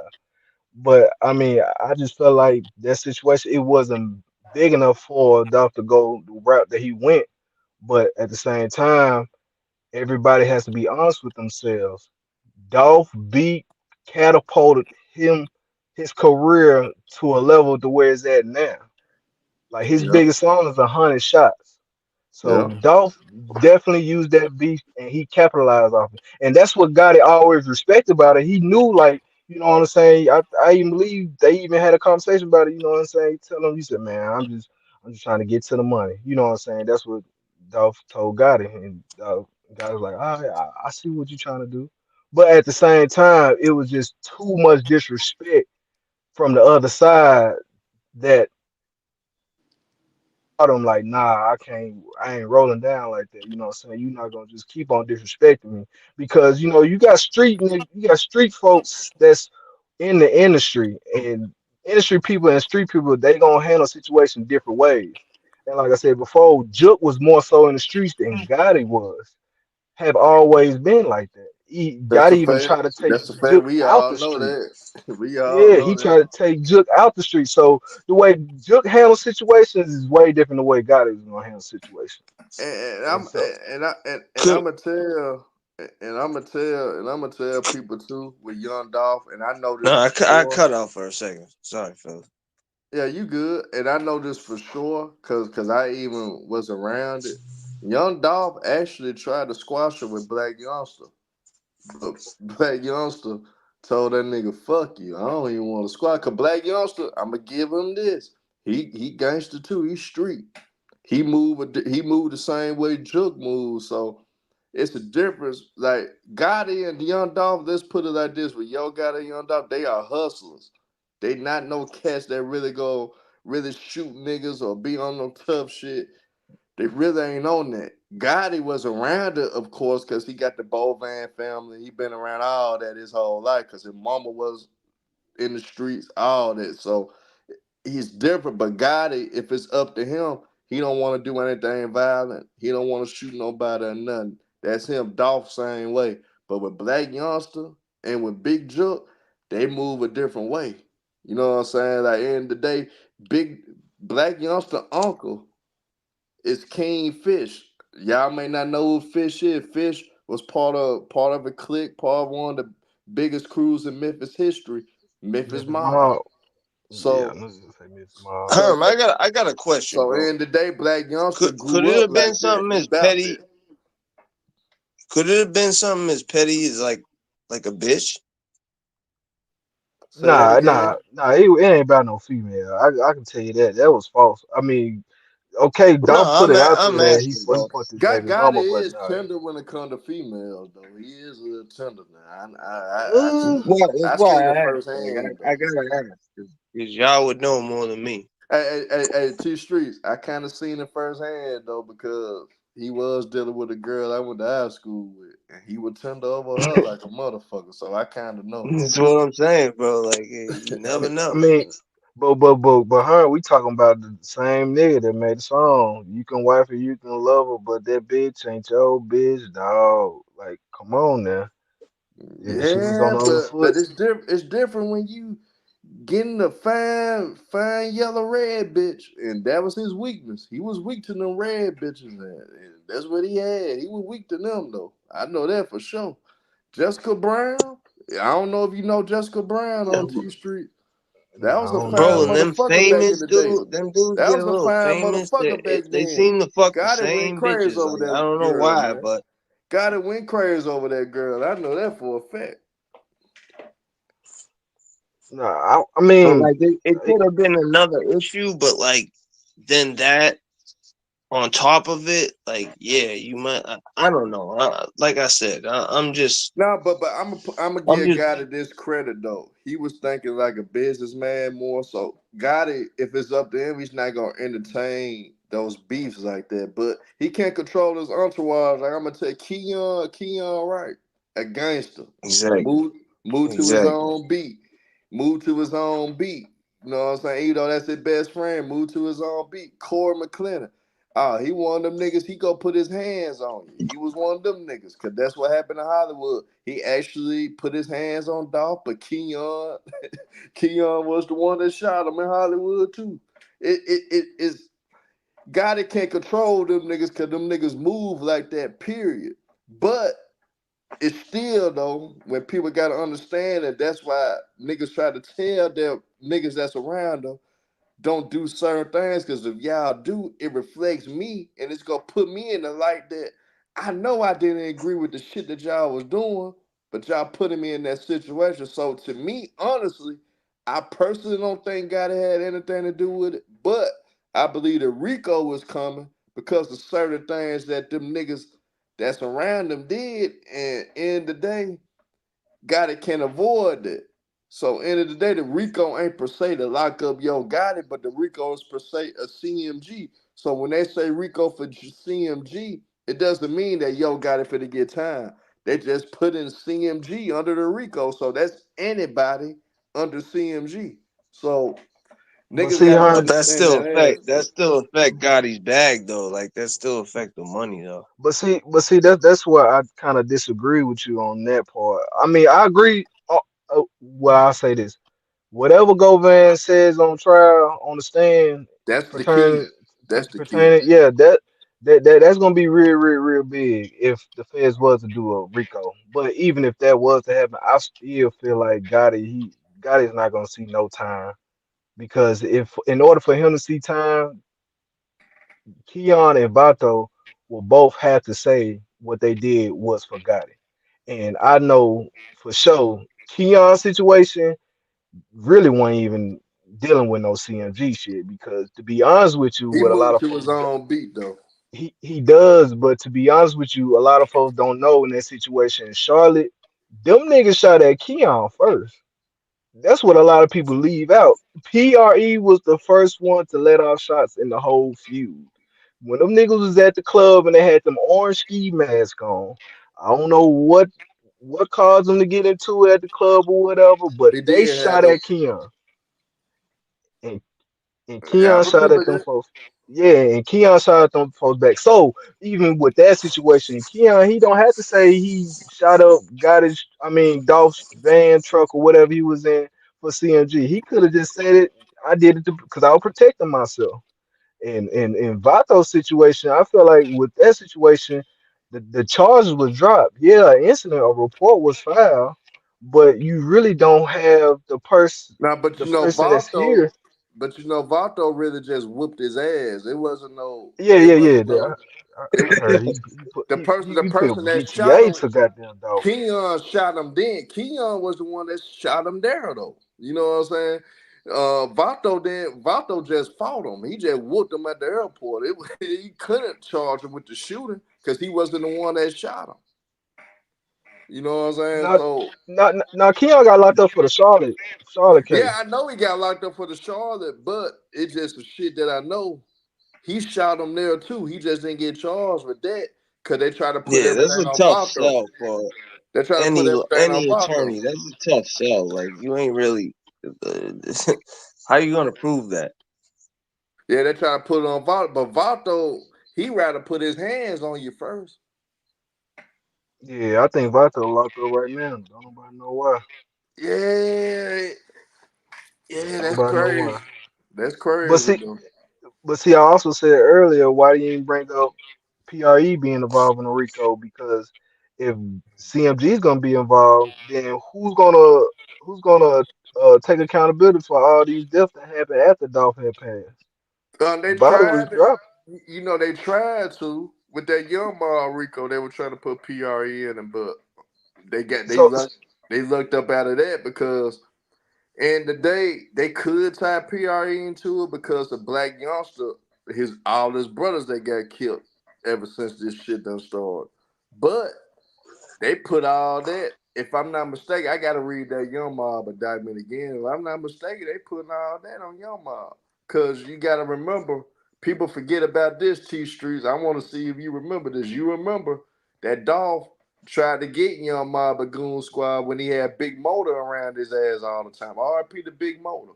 He used to have Big Motor around all the time, remember? yeah. But Big Motor but was Big the Motor PRE.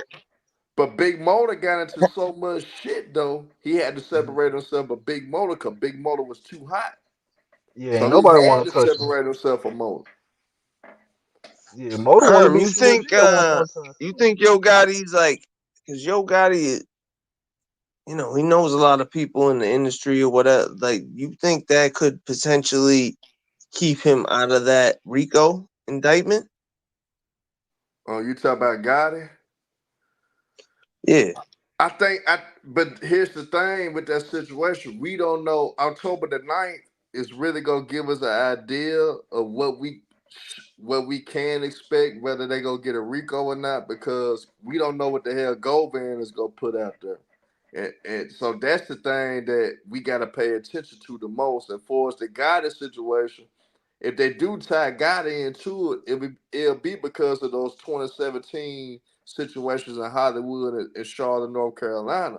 So, but the thing is, even if you do tie that into that, I know how Keon roll. Keon, he don't give a fuck what nobody think about him.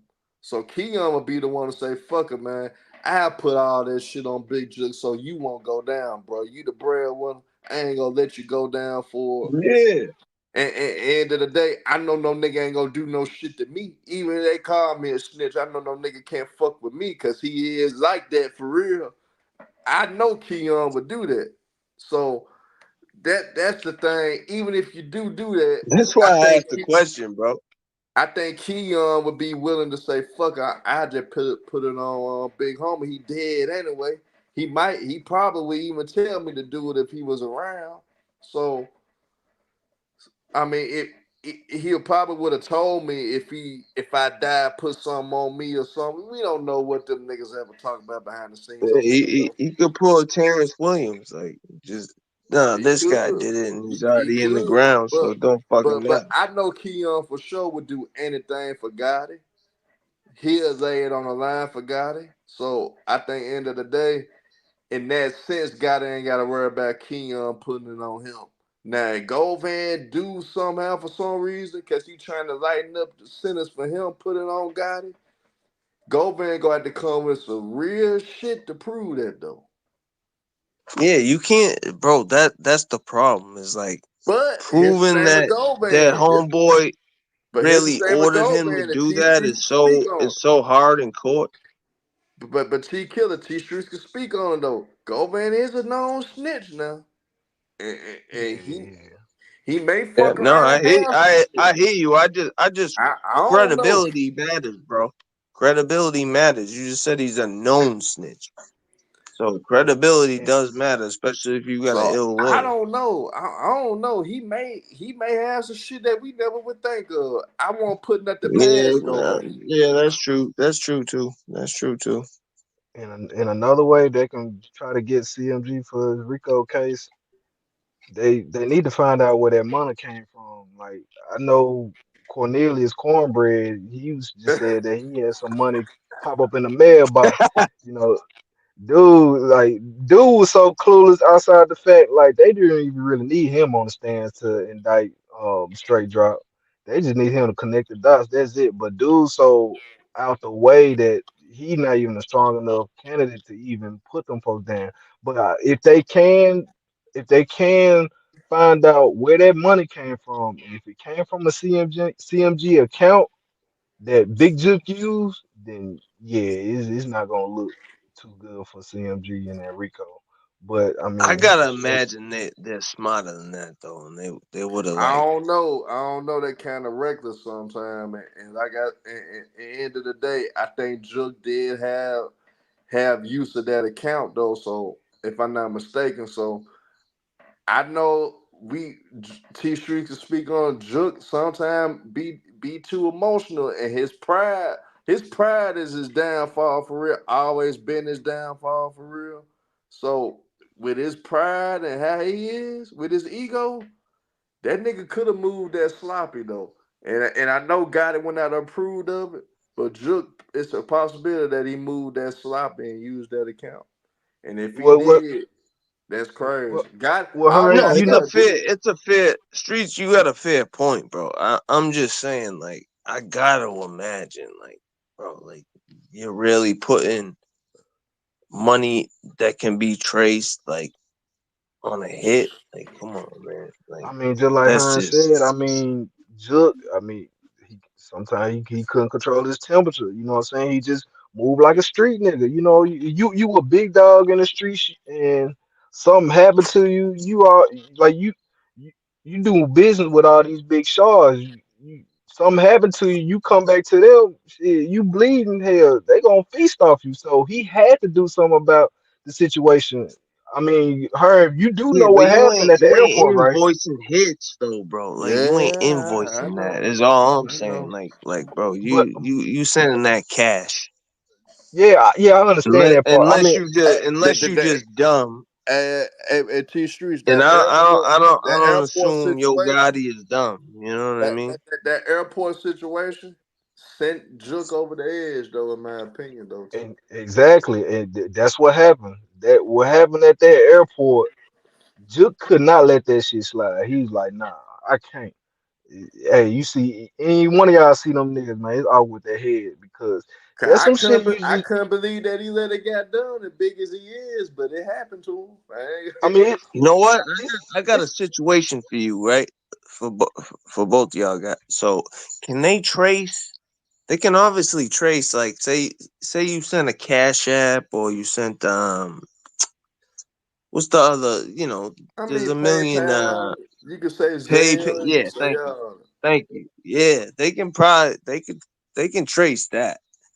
I would just imagine you were smarter than that. Now, But but the only thing that can say got it though, in that scenario though, if Big Jook went to the bank himself and took out 100,000 at that account, and they got proof, because of course they would have cameras on the exact day. They could pull up footage on the exact day when that money was withdrawn or anything like that.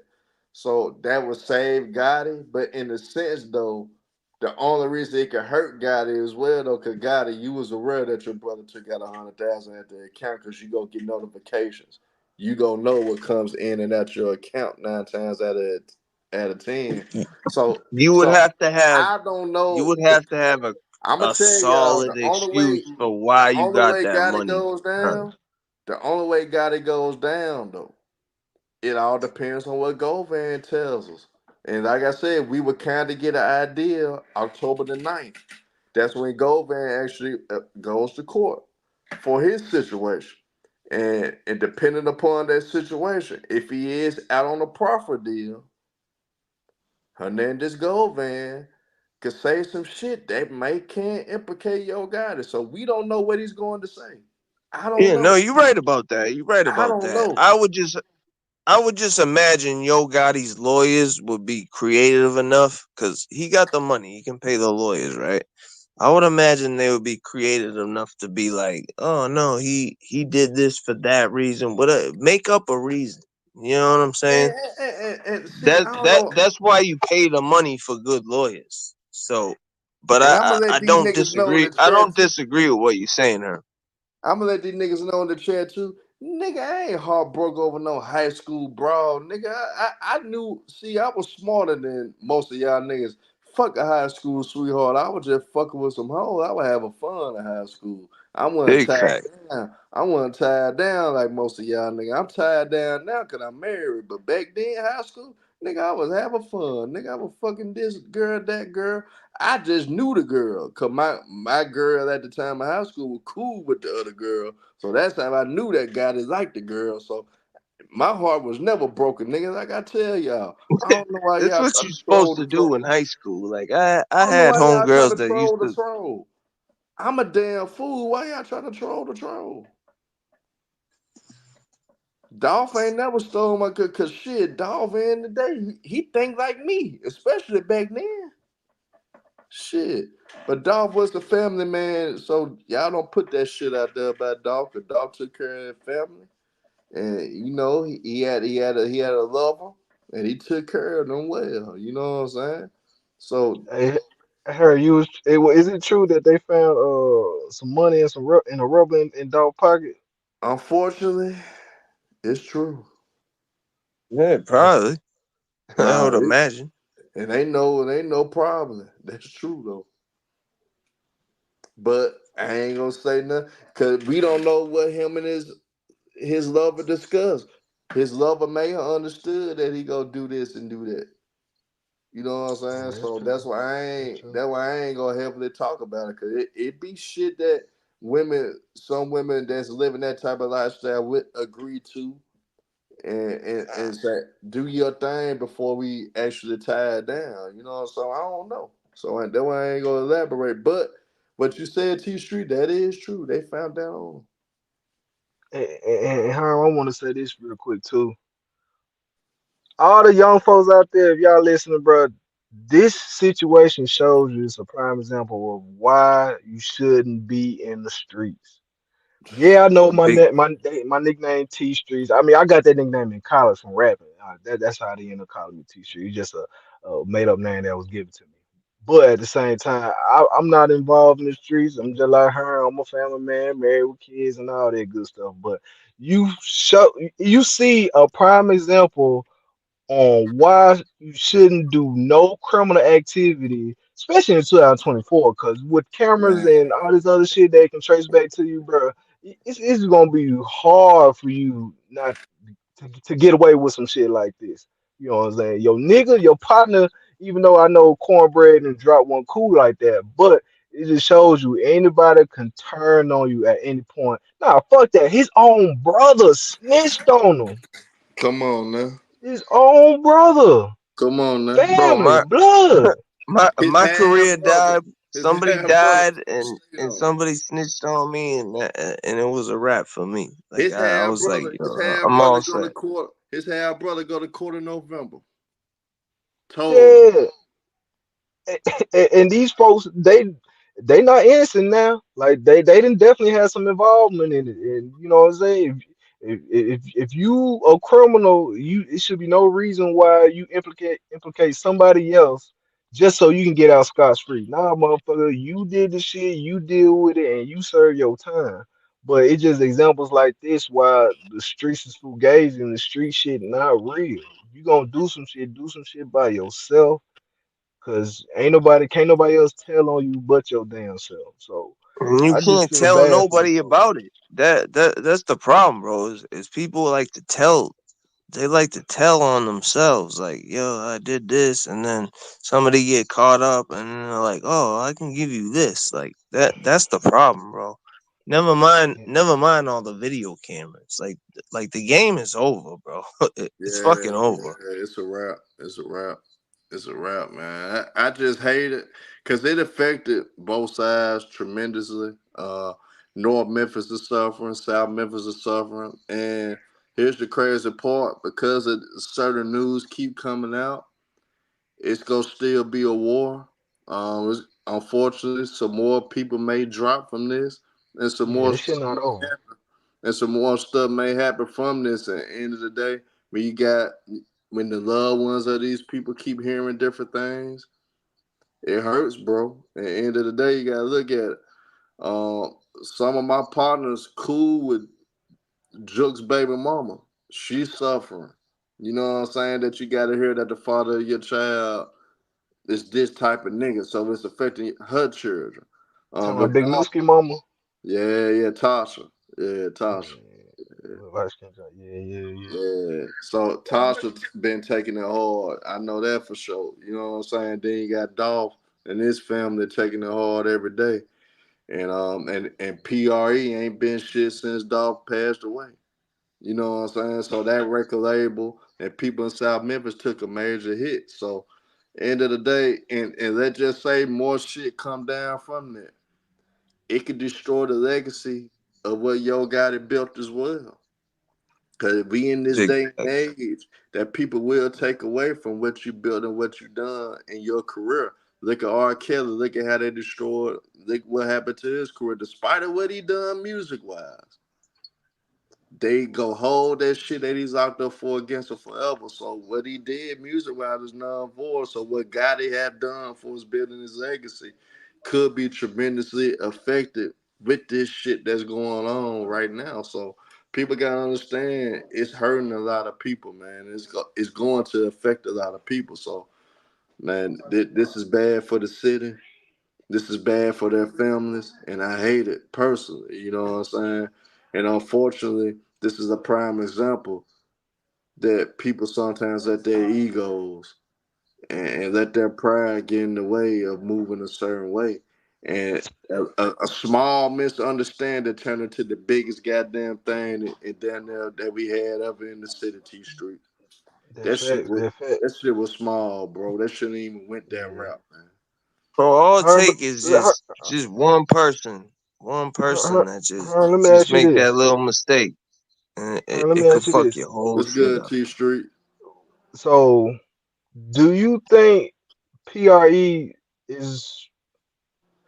Let me ask you this. So, do you think PRE slid on Jook? Like, who do you think is the cause of Jook's passing? It's a lot of speculation. They're trying to say Gotti was covering his tracks, but Nah. I'm gonna say this for real.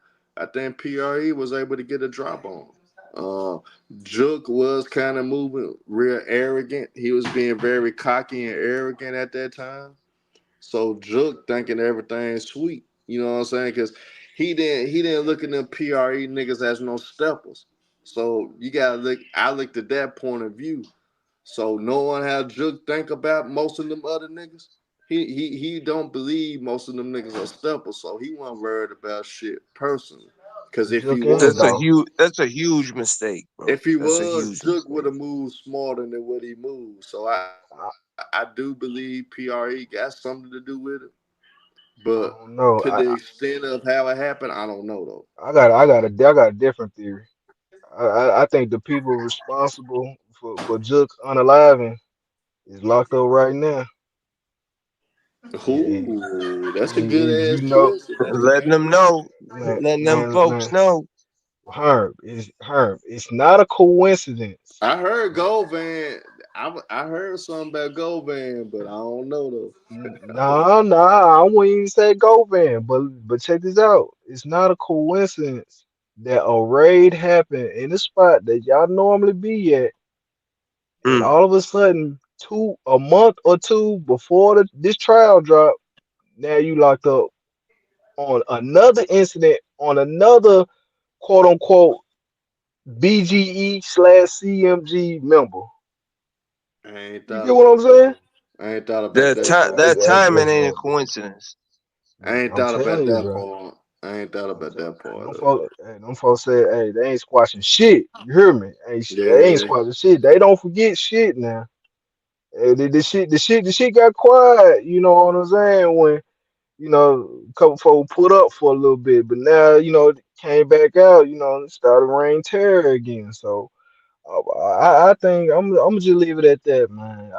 I think PRE is giving more credit than what they supposed to, but like I said, you got two groups who, affiliated with each other, and so of course they got the same enemy in common. So, you know, and I think even with this whole situation happening, Yeah, I PRE agree already with that. know them boys looking at them. The other side, they don't know that, or they just don't give a fuck. I think they really they really about it for real.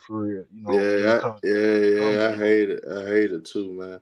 But man, we finna wrap this show up. I appreciate T Killer, man. I appreciate T Street for Yeah, coming on, I bro. was gonna say, bro. I gotta I dip out appreciate anyway. Sturdy I as well, appreciate you man. having me I on, bro. Appreciate you. appreciate TMZ India for sharing this live, man. Shout out to TMZ India, man. Shout out to everybody that supported this, man. Hey, Salute. man, y'all hit that like button as y'all come in. If y'all want to donate, donate. We appreciate y'all for coming in, man. We salute to y'all, man. The 94 Feet Boys Full Court Press, man.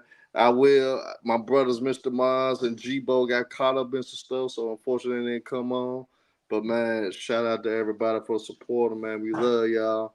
Full Court Press 94 Feet Boys, FYF. We out of here, y'all. Salute to everybody. You said goodbye, and that's no lie. You said it's hard to forget you, but I'm gonna try. I'm tired of waiting for you every time while you're running around with every man inside.